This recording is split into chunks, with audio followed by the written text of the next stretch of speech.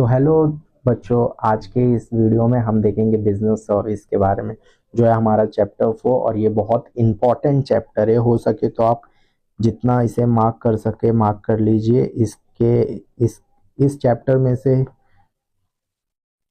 इस चैप्टर में से ही समझ लो आपके ना 15 से 20 मार्क्स के क्वेश्चंस आ जाते हैं। ये आपके लिए बहुत इम्पोर्टेंट चैप्टर है।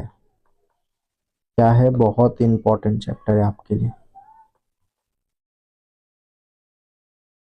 ठीक है, तो चलिए स्टार्ट करते हैं। तो सबसे पहले हम क्या करेंगे कि हमको मालूम पड़ना चाहिए कि ये बिजनेस सर्विस होता क्या है। मतलब आप कोई भी बिजनेस कर रहे हो तो उसको आप कस्टमर को किस वे में सर्विस दे रहे हो, उसके बारे में हम लोग इसमें बात करेंगे। और ये बहुत इजी होने वाला है और ये थोड़ा लेंदी है। ठीक है, तो आप लोग कंसिस्टेंसी मेंटेन कीजिए, क्योंकि बस एक ही महीना है जो आपको रगड़ के पढ़ना है। फिर उसके बाद तो 4 महीना है।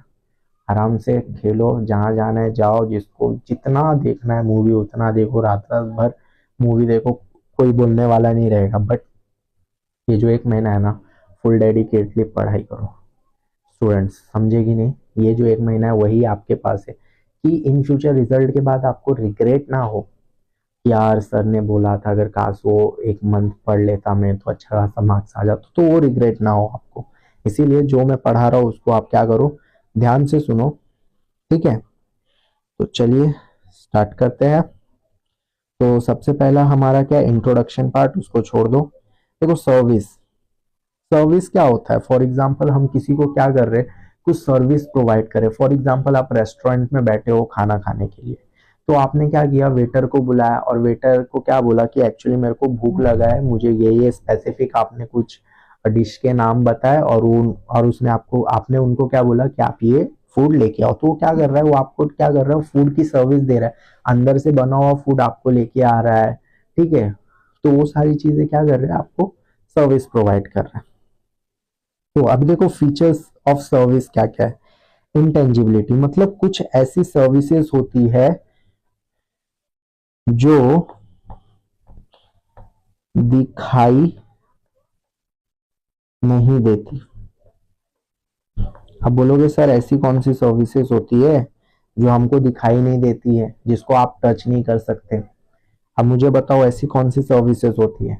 जैसे कि आप अपने घर बैठे बैठे क्या कर रहे हो, पैसा एक जगह से दूसरी जगह भेज रहे हो।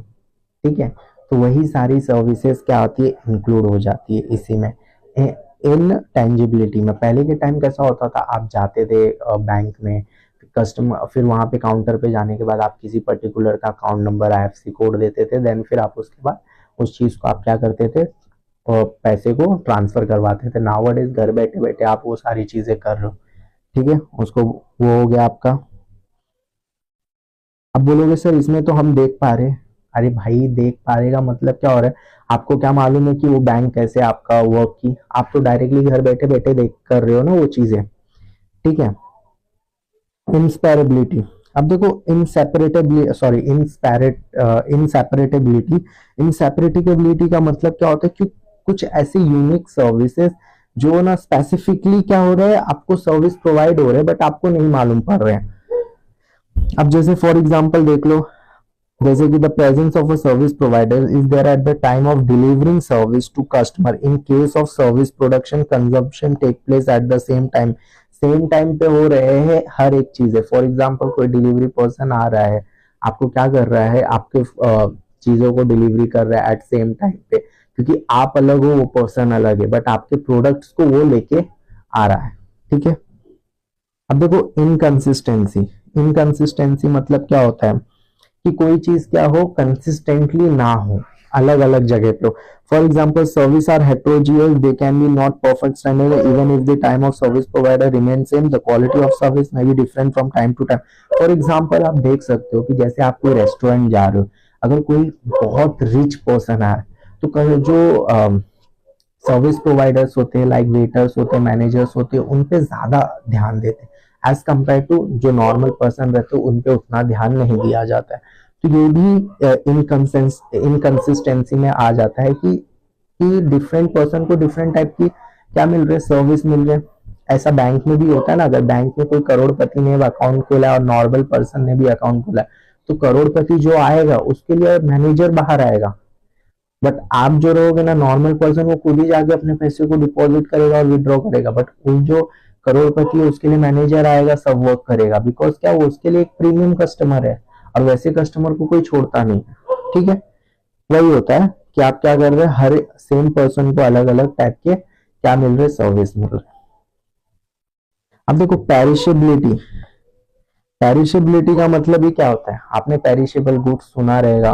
वैसे ही होता है कि एक चीज जरूरी नहीं कि फ्यूचर के लिए भी वो चीज स्टोर रहे। ठीक है, अगर समझो फॉर एग्जांपल पेरिशेबल नेचर के गुड्स होते हैं, लाइक जैसे एग्स हो गए आपके, फिश हो गए, कि इन सबको एक दो दिन से ज्यादा हम नहीं स्टोर कर सकते। ठीक है, वैसे ही सेम क्या होता है इसमें, कि आपने जो मॉर्निंग में जो फ्लाइट या जो सीट आपने बुक करके आप कहीं गए थे, तो आने टाइम पे रिटर्न में सेम आपको वो सीट मिलेगी, ये जरूरी नहीं है। ठीक है, उसी को बोला जाता है पेरिशेबिलिटी। अब देखो नॉन ट्रांसफरेबिलिटी का मतलब क्या होता है, जिस चीज को आप क्या करो, ट्रांसफर नहीं कर सकते। आप ट्रांसफर नहीं कर सकते इस चीज में क्या, जैसे आप कोई होटल बुक की हो, ठीक है, आप होटल को यूज कर रहे हो, आपको ओनरशिप ट्रांसफर नहीं हुआ है। ठीक है, आप बस क्या कर रहे हो, सिर्फ आप उसको यूज कर दो, बट वो जो ओनर है वो होटेलियर का ही है। ठीक है, आप क्या कर रहे हो, आपको हम लोग सिर्फ क्या कर रहे हैं, थोड़े टाइम के लिए हम लोग आपको क्या कर रहे हैं, उस चीज को सर्विस प्रोवाइड कर रहे। बेसिकली मेन फंडामेंटल थिंग यही है कि ये चारों पांचों पॉइंट में एक ही चीज बोल रहे हैं कि हम आपको सर्विस प्रोवाइड कर रहे हैं। ठीक है, वो एक्चुअल में हम लोग आपको ना पोजीशन प्रोवाइड नहीं कर रहे, सिर्फ सर्विस प्रोवाइड कर रहे हैं।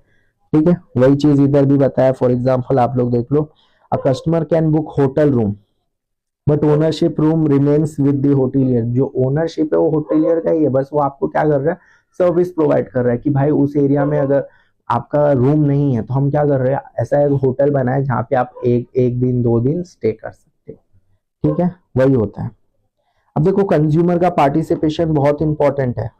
अगर कंज्यूमर ही पार्टिसिपेट नहीं करेगा कोई भी चीज में, तो हम उसको सर्विस ही क्यों देंगे भाई। अगर कोई समझो कोई पर्सन अगर आपके होटल में खाने ही नहीं आएगा खाना, तो हम लोग उसको खींच के तो लेके आके सर्विस नहीं देंगे ना भाई।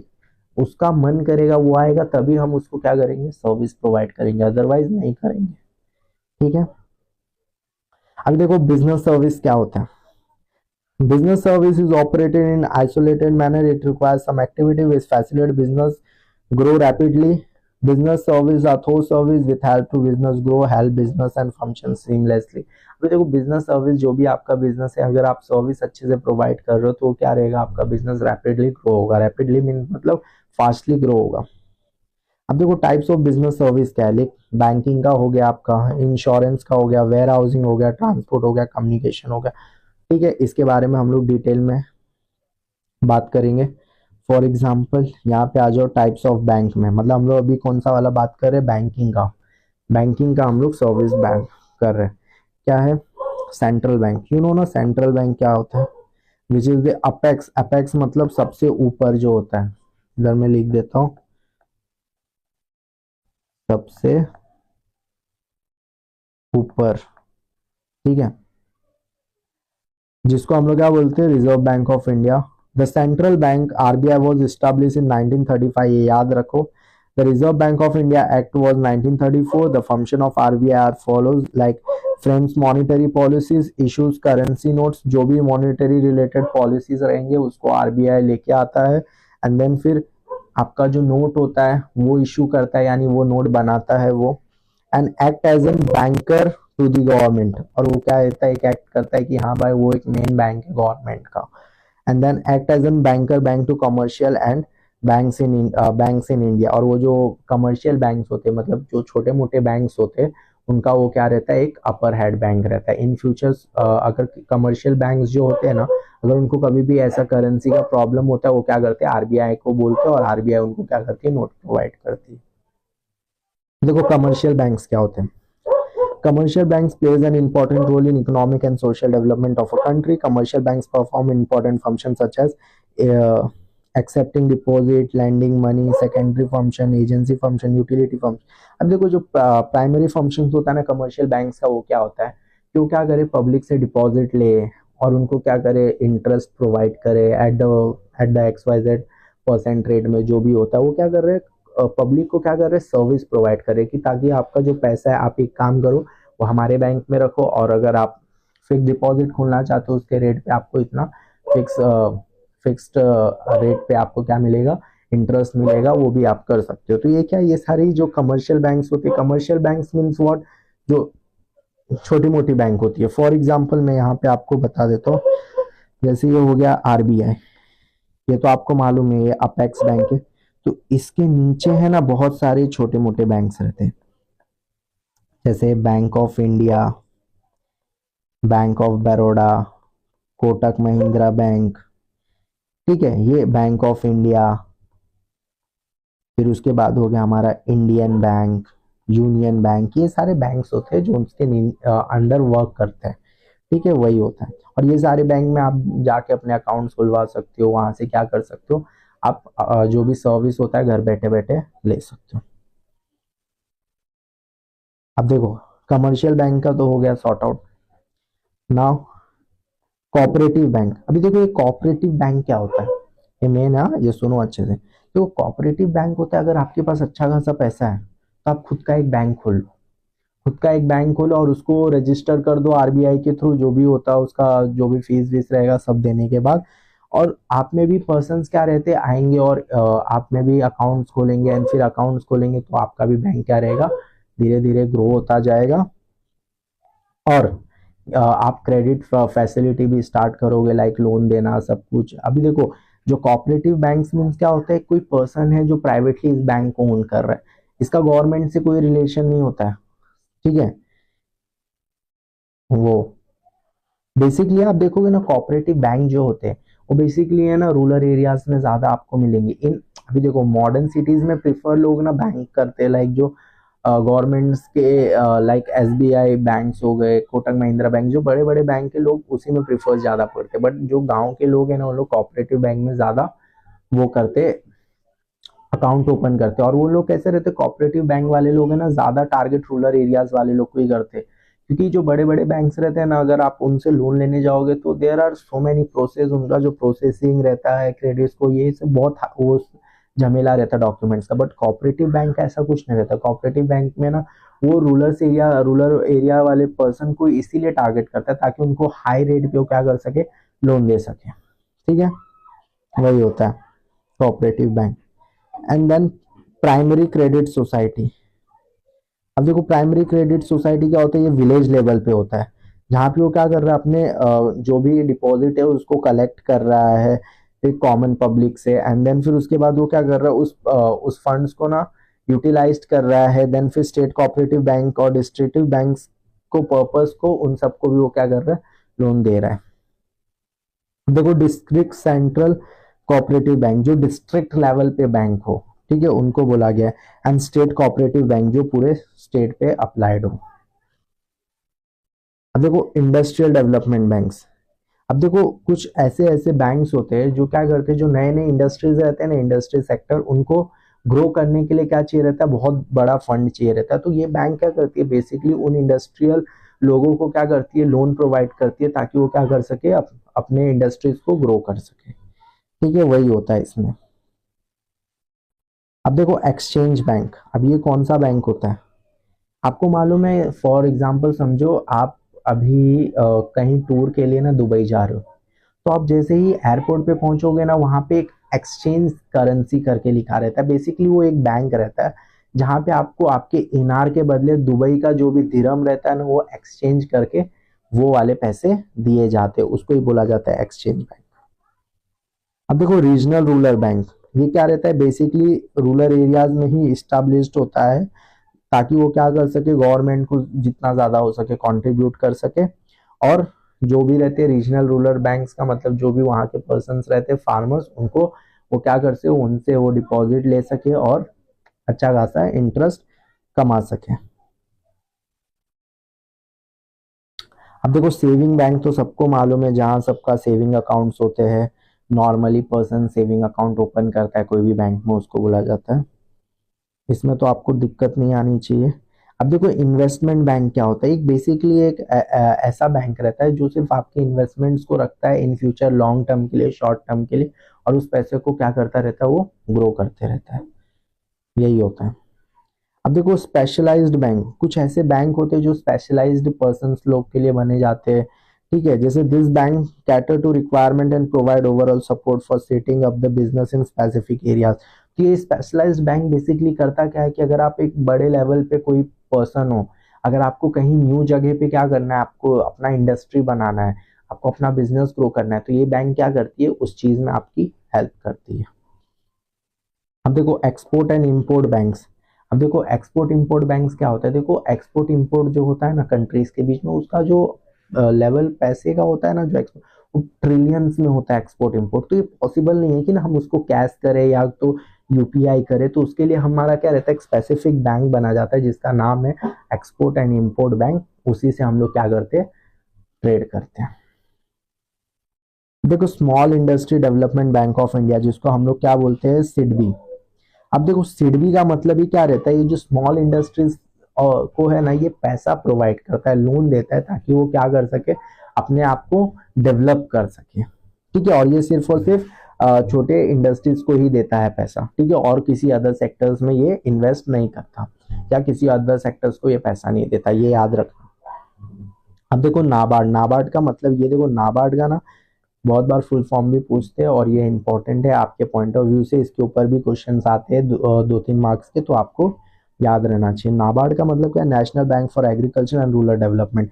तो ये बैंक बेसिकली एग्रीकल्चर पर्सन लोग के लिए ही बना है, फार्मर्स के लिए ही बना है, जो खेती बाड़ी करना चाहते हैं बट उनके पास वो इक्विपमेंट्स नहीं है, वो पैसे नहीं है ताकि वो इक्विपमेंट्स को खरीद सके, तो वो क्या करते हैं, पैसा प्रोवाइड करते हैं, लोन प्रोवाइड करते हैं, ताकि वो क्या कर सके, उस चीज को वो खरीद सके और अपना जो बेसिक नीड्स है उसको फुलफिल कर सके। ये हो गया हमारा।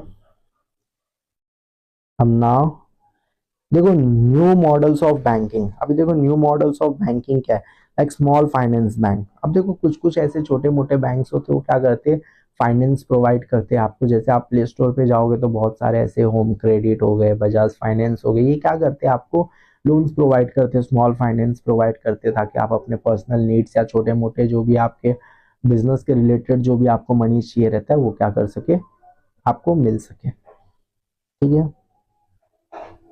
अब देखो इनका ऑब्जेक्टिव्स क्या होता है, provision for saving an unserved section under the population and the supply of credit of small business unit. छोटे मोटे बिजनेस वाले लोग को लोन प्रोवाइड कर सके। मैंने आपको यही बताया ना, जिनको रिक्वायरमेंट है, समझो ऐसा नहीं है कि देखो अभी सिडबी अभी इंडस्ट्री डेवलप करने के लिए ना आपको बहुत ज्यादा पैसा चाहिए, तो उसके लिए ना बैंक भी देखता है कि भाई इसका क्रेडिट प्रोफाइल कैसा है, इसने पहले कितने लोगों के साथ कॉन्ट्रैक्ट कर सका है, कि कोई कॉन्ट्रैक्ट इसका छूटा तो नहीं है, या तो बीच में बंद करके भाग गया है, ये सारी चीजें बात करता है, सारी चीजों को देखता है ये। तो ये जो रहते हैं ना स्मॉल फाइनेंस बैंक, ये क्या करती है, छोटे मोटे जो बिजनेस वाले लोग रहते हैं ना, जिनका समझ लो महीने के वो बिजनेस से लाख 1.5 लाख कमा रहे हैं, 70-80 हजार कमा रहे छोटे, तो उनको अगर इन फ्यूचर लोन चाहिए 3-4 लाख का, 5 लाख का, तो ये प्रोवाइड कर सके, ठीक है, वही होता है। जैसे आपने ये सब सुना रहेगा, Jana small finance bank, AU small finance bank, Equitas small finance bank etcetera, ये सारे बैंक्स हैं जो फाइनेंस प्रोवाइड करते हैं। अभी देखो पेमेंट बैंक्स। अब पेमेंट बैंक्स का होता है, is the new model of banking, the conceptualized by the Reserve Bank of India. The main aim to offer financial service to small business and low income peoples. अभी देखो लो income peoples कौन हो गए, जो salaried person है, जो 25-30 हजार का जिनकी सैलरी, अगर उनको रूम खरीदना है, द बेस्ट एग्जांपल, अगर उनको कहीं भी रूम खरीदना है, तो क्या कर सके कि वो, उनको ये जो फाइनेंस है ना स्मॉल फाइनेंस, वो इनको फाइनेंस करती है, ताकि आप अपने क्या करो, ईएमआई के थ्रू छोटे मोटे अपने जो भी आपका घर लेना है आप लो, और हर महीने की एक जो आपका जो ईएमआई बनेगा उसको आप पे करते रहो, 20 साल 30 साल जो भी रहता है, ताकि क्या है, एक जो नॉर्मल पर्सन है वो अपनी नीड्स फुलफिल कर सके, भाई उसको घर लेना है तो घर ले सके। ऐसा नहीं कि भाई वो 25 हजार कमा रहा है, अनस्किल्ड है, तो वो आगे कुछ नहीं कर सकता, ऐसा नहीं। गवर्नमेंट सबको इक्वल इंपॉर्टेंस देती है और सबको लोन प्रोवाइड करती है, ठीक है। अब देखो फंक्शंस ऑफ कमर्शियल बैंक, से याद रखना गाइस, ये पूछा है एग्जाम्स में, एग्जाम्स एग्जाम के पॉइंट से ये इंपॉर्टेंट है, मैं अब भी मार्क करवा रहा हूँ। एग्जाम के पॉइंट से ये इंपॉर्टेंट है। अब देखो प्राइमरी फंक्शंस क्या होता है कमर्शियल बैंक्स का। देखो मैं सेंट्रल बैंक की बात नहीं कर रहा हूँ, कमर्शियल बैंक की बात कर रहा हूँ। अब देखो इसका प्राइमरी फंक्शन क्या है, एक्सेप्टिंग डिपॉजिट। अभी आप अपने नॉर्मल बैंक्स में जा रहे हो, जैसे मैंने एग्जांपल दिए थे, bank of India, union bank, bank of Baroda, इसमें जाते हो आप कभी कभी अपने सेविंग्स अकाउंट में पैसा डिपॉजिट करने, तो ये क्या करते हैं, पैसा लेती है ना। तो प्राइमरी फंक्शन इनका क्या है कि डिपॉजिट लेना, विड्रॉ करना पैसा, पैसा देना, पैसा लेना, जमा करना, यही इनका प्राइमरी फंक्शन है। ग्रांटिंग लोन्स एंड एडवांस, आपको लोन्स देना, फॉर एग्जांपल प्रॉपर्टी के बेस पे लोन्स देना, गोल्ड के बेस पे लोन्स देना, एडवांस देना। ये एडवांस का मतलब, ये एडवांस में क्या आ गया आपके,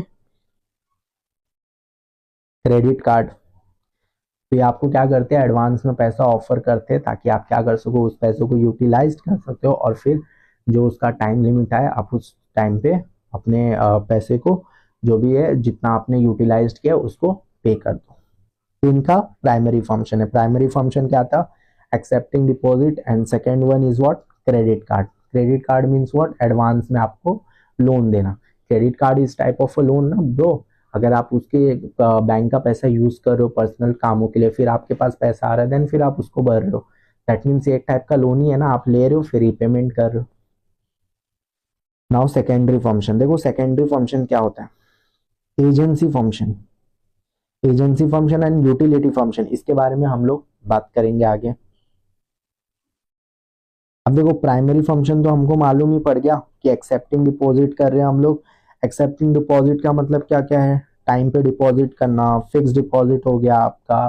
फिक्स डिपॉजिट अकाउंट यानी फिक्स एफडी खुलवा लो, उसमें आप क्या करो, एक पर्टिकुलर अमाउंट को फिक्स टाइम के लिए आप रख दो, ताकि इन फ्यूचर उस आपको हर साल क्या रहे, 7-8% जो भी उसका इंटरेस्ट रेट है आपको रिसीव होता रहे और आपका पैसा सेफ रहे। ठीक है। अब देखो रिकरिंग डिपॉजिट क्या होता है। रिकरिंग डिपॉजिट का मतलब होता है कि आप क्या कर रहे हो, हर मंथ में कुछ कुछ पैसा क्या कर रहे हो, आप डाल रहे हो अपने बैंक में, और उसको आप एक टाइम के लिए डिपॉजिट कर रहे हो, ताकि वो क्या हो सके, इन फ्यूचर आपको अच्छा रिटर्न दे सके। उसी का मतलब हो रहा है। इसका मतलब आप डाल रहे हो, फॉर एग्जाम्पल हर महीने आप कुछ अमाउंट बैंक में डिपॉजिट कर रहे हो।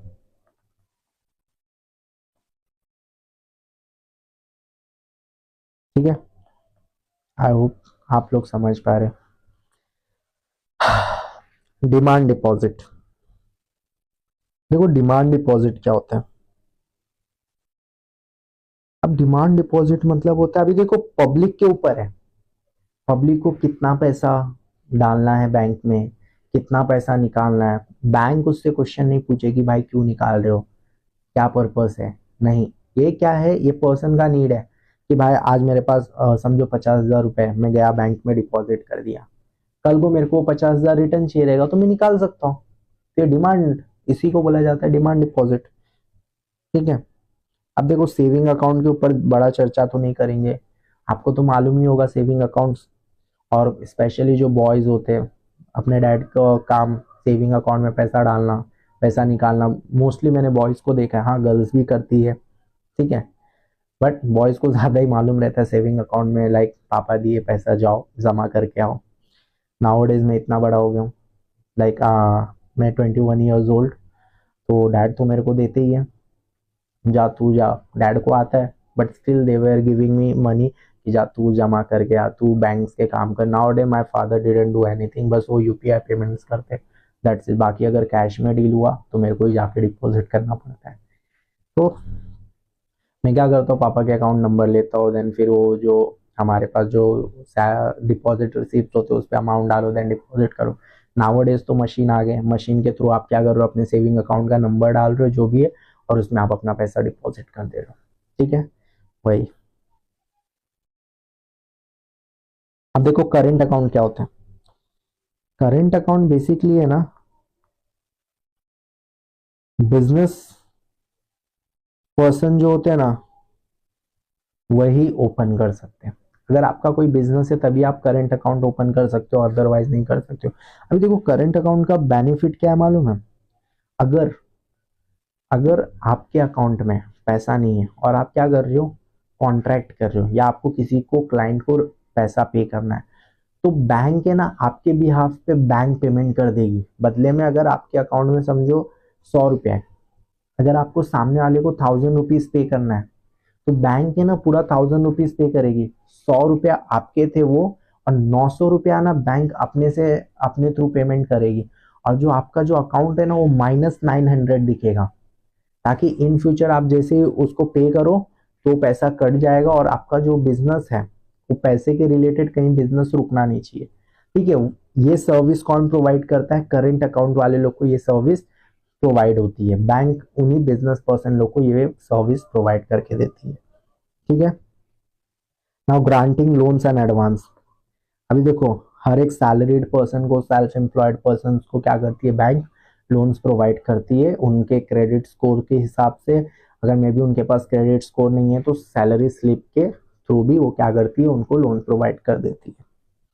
अब देखो लोन्स, कमर्शियल बैंक कमाती किसमें? लोन ही में तो कमाती है भाई। आपको लोन दे रही है, at the rate of interest वो क्या कर रही है, पहले ही चार्ज कर दे रही है, प्रोसेसिंग फी काट ले रही है, तो उसी से तो उसकी कमाई हो रही है।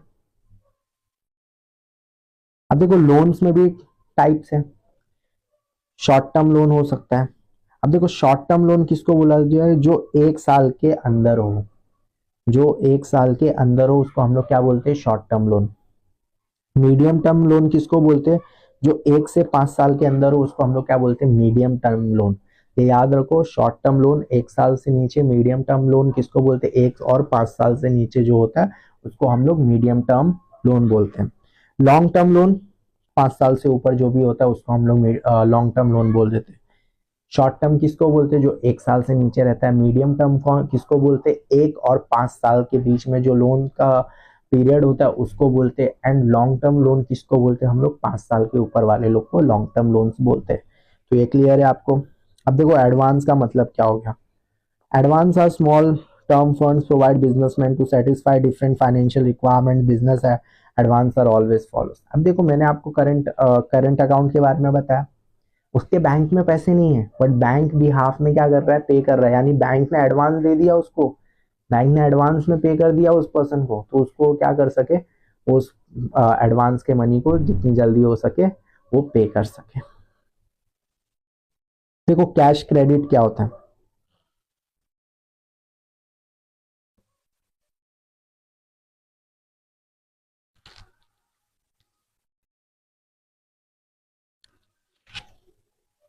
हाँ तो चलिए कहाँ पे थे हम लोग? Cash credit.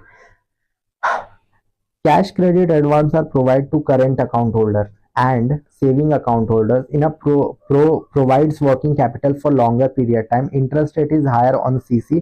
Separate CC account has to be maintained by the borrowers. अभी देखो हम लोग क्या करते हैं, कैश क्रेडिट मतलब देखो कुछ कुछ ऐसे बैंक्स रहते हैं जो आपको ना अगर आपको कैश का नीड है तो क्रेडिट पे आपको क्या देंगे? कैश देंगे, बट उसका जो इंटरेस्ट रेट होता है वो बहुत हाई होता है। ठीक है, वही बोला। अब देखो ओवरड्राफ्ट का मतलब क्या होता है? Overdraft facility current account holders को ही मिलता है, सेविंग अकाउंट होल्डर को नहीं मिलता है। ये सिर्फ करंट अकाउंट होल्डर्स को मिलता है, सेविंग अकाउंट वाले लोग को नहीं मिलता है। समझा? सेविंग अकाउंट वाले लोग को नहीं मिलता है, करंट अकाउंट होल्डर्स को ही मिलता है ओवरड्राफ्ट की फैसिलिटी। ओवरड्राफ्ट की फैसिलिटी का मतलब अगर आपके बैंक में पैसे नहीं है स्टिल आप पेमेंट कर सकते हो, इसी को बोला जाता है ओवरड्राफ्ट की फैसिलिटी। सेविंग बैंक में अगर आपके पास पैसे नहीं है तो आप यूपीआई करोगे ना तो पेमेंट नहीं होगा। क्यों? क्योंकि आप सेविंग अकाउंट का ही मतलब है कि आप अपने पैसे को सेव कर रहे हो और उस पर ही क्या कर रहे हो? यूटिलाइज कर रहे हो। बट करंट अकाउंट में नहीं, ऐसा नहीं होता। मतलब आप बिजनेस पर्पज के लिए भी आप क्या कर रहे हो? लोन्स ले रहे हो और दे रहे हो, तो उसके लिए हम लोग क्या करते हैं, बैंक है ना, अगर आपके बैंक में आपके आपके पास बैलेंस नहीं है बट स्टिल क्या कर रही है बैंक? आपको पे करने दे रही है, उसी को बोला जाता है ओवर ड्यू। और वही फैसिलिटी सिर्फ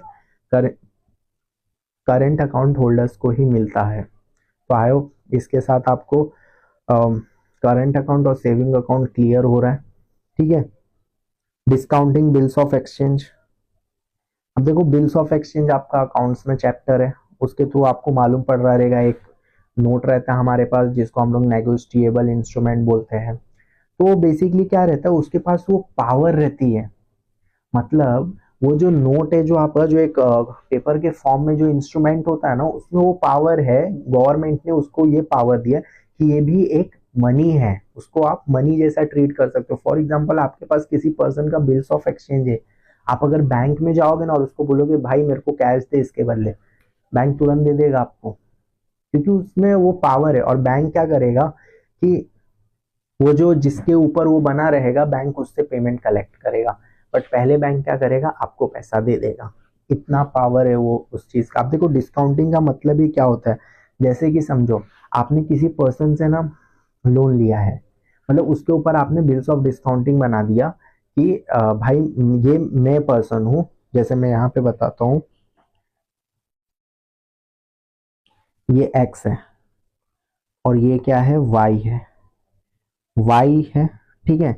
वाई ने क्या किया, बिल्स ऑफ एक्सचेंज बनाया। बिल्स ऑफ एक्सचेंज बनाया किस पे, एक्स पे। एक्स ने साइन वाइन किया, ठीक है। साइन वाइन करने के बाद इसको रिटर्न दे दिया, ठीक है।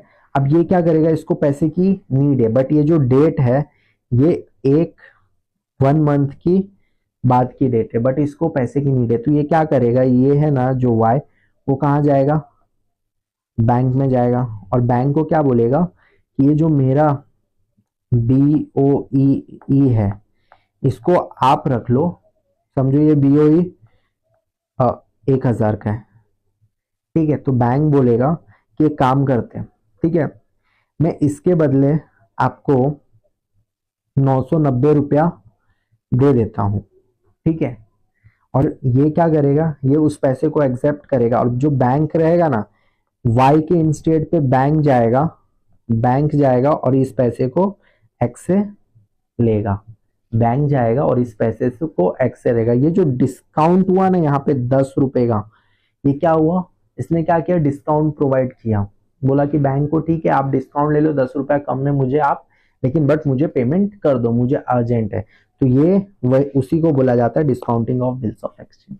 यही कॉन्सेप्ट अगर इसको आप डिटेल में करोगे तो आपके अकाउंट्स के जो भी फैकल्टीज रहेंगे वो आपको इसके बारे में डिटेल में समझाए रहेंगे। बाकी ये रिविजन लेक्चर है, तो भी मैंने ट्राई किया कि आपको मैं अच्छे से बता सकूं। वो मुझे मालूम है कि डायग्राम थोड़ा वो हो गया है थोड़ा, बट स्टिल समझो आप लोग। अगर आप लोग को नहीं समझा तो मैं इसके ऊपर एक शॉर्ट वीडियो बना दूंगा।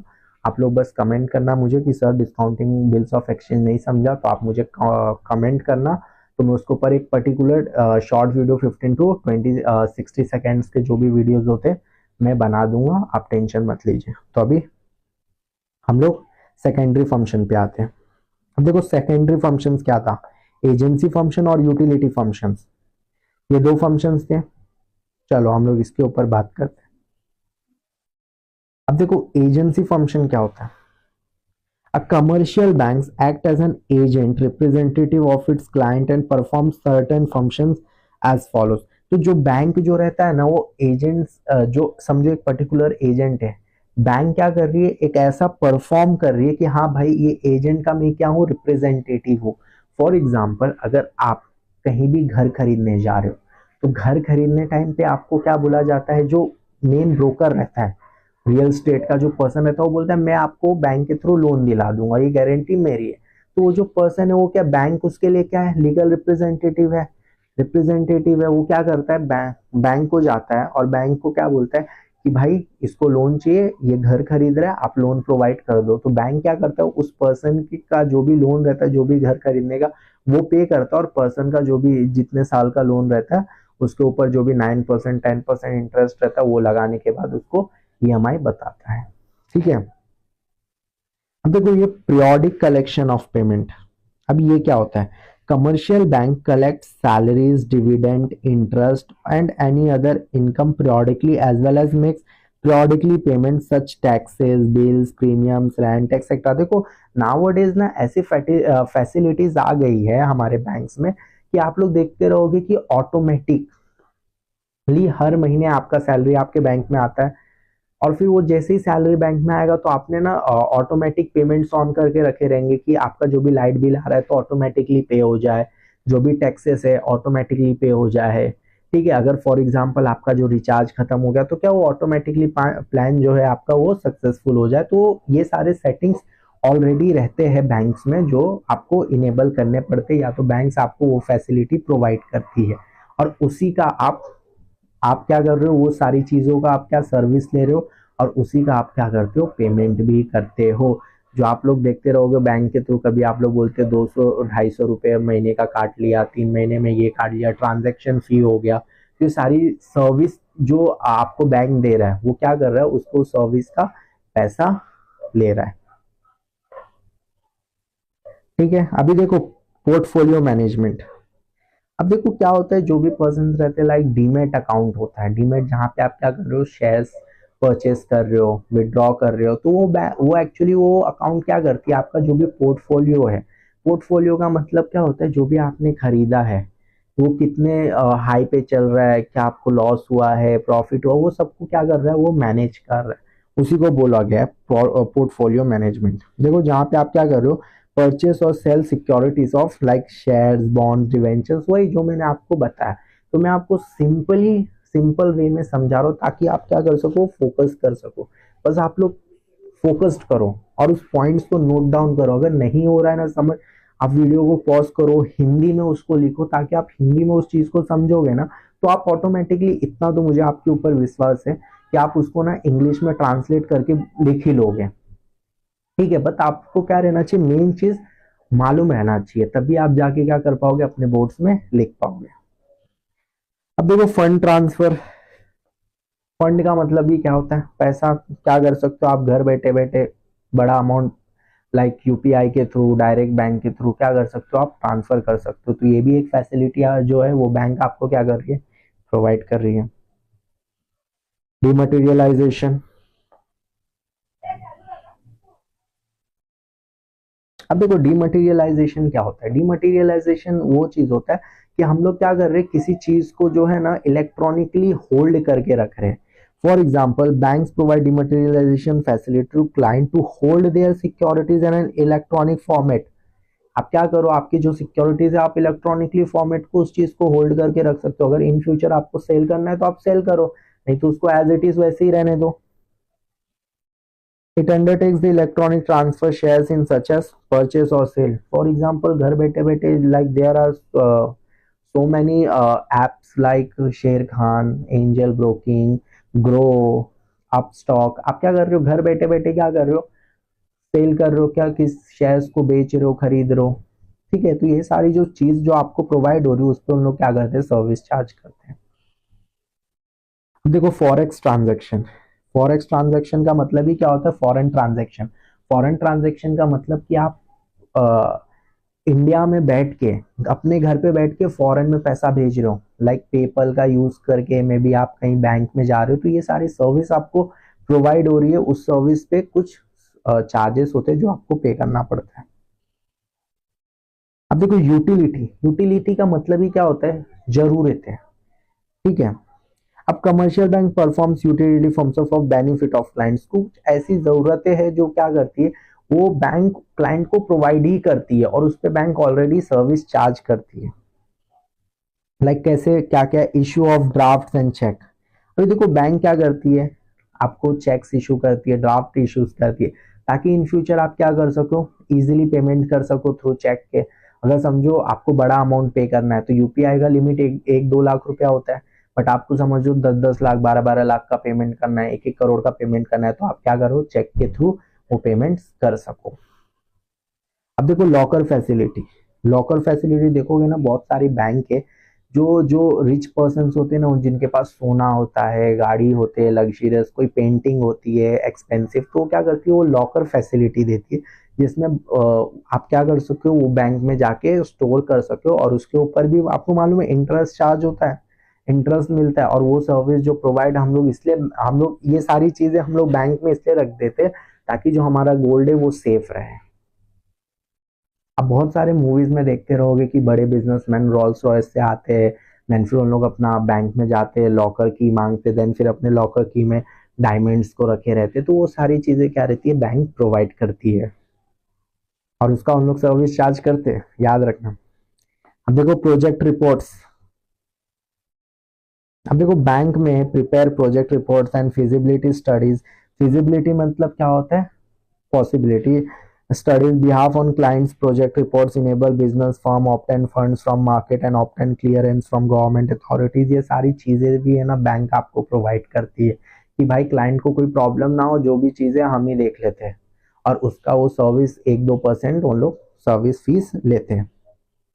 Gift cheques, bank issue gift cheques from gold coins to account holders as well as to non account holders. उन लोग क्या करते हैं, गिफ्ट चेक्स भी प्रोवाइड करते हैं ताकि वो क्या कर सके, इन केस अगर उनको किसी को ट्रांसफर करना रहे तो वो कर सके। नाउ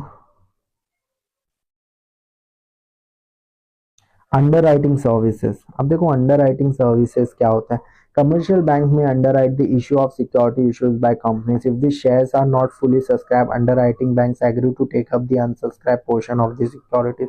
अब देखो अंडर राइटिंग सर्विस, अगर देखो आपने कोई शेयर्स परचेस किया, उसने आपने उसकी फुल वैल्यू पे नहीं की है, बट स्टिल आप क्या कर सकते हो, जो हाफ वैल्यू जितना पे की हो उतना आप रिटर्न से ले सकते हो उसके भी आप पे प्रॉफिट।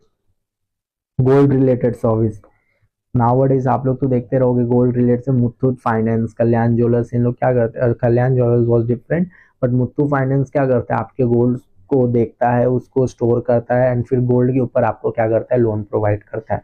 तो ऐसे बहुत सारे भी बैंक होते हैं जो गोल्ड आपका लेती है और उसके ऊपर आपको क्या कर रही है, पैसा दे रही है, और वो बहुत मिनिमम परसेंट रहता है, मे बी 1.75 या 1% 1.5% के रुपए पे आपको क्या कर रही है, लोन प्रोवाइड करती है। ई बैंकिंग सर्विस, ई बैंकिंग सर्विस नाउ आप क्या कर सकते हो, आपका जो भी बैंक है उसका एप्लीकेशन डाउनलोड करो और अपने मोबाइल में भी आप सारे ट्रांजैक्शन, पासबुक, सब कुछ एंट्रीज, कितना आ रहा है कितना जा रहा है, आप सब देख सकते हो नाउअडेज। ठीक है वही, और ये सर्विस का भी आपको क्या होता है, चार्ज लिया जाता है। For example automatic teller machine, ATM, ATM के थ्रू आप कभी भी क्या कर रहे हो, पैसे निकाल सकते हो। ठीक है, आपको बैंक क्या करता है, एटीएम कार्ड प्रोवाइड किया रहता है, उसके थ्रू आप क्या कर रहे हो, पैसे निकाल रहे हो और डाल रहे हो। कोई कोई एटीएम ऐसा रहता है जो कैश भी एक्सेप्ट करता है। अब देखो क्रेडिट कार्ड, क्रेडिट कार्ड से भी आप पैसे निकाल सकते हो एटीएम के थ्रू, बट उसका अलग चार्ज रहता है। ठीक है, नाउ क्रेडिट कार्ड आपको प्रोवाइड किया जाता है ई बैंकिंग के थ्रू, कि आप कहीं भी अपने क्रेडिट कार्ड को स्वाइप करके आप पेमेंट कर सकते हो। और डेबिट कार्ड तो आपको मालूम ही है, और ये सारी चीजें जो डेबिट कार्ड क्रेडिट कार्ड होता है इसको हम लोग एक टाइप का क्या बोलते हैं, आपने पढ़ा रहेगा plastic money.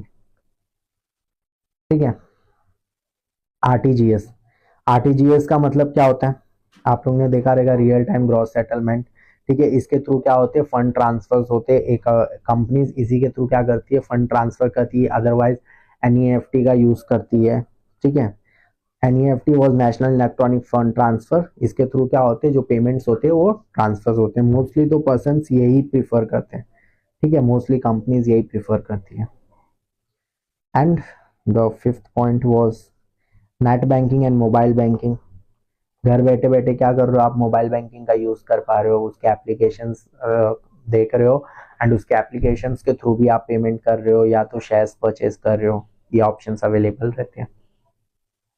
IMPS facility, like IMPS stand for immediate payment service.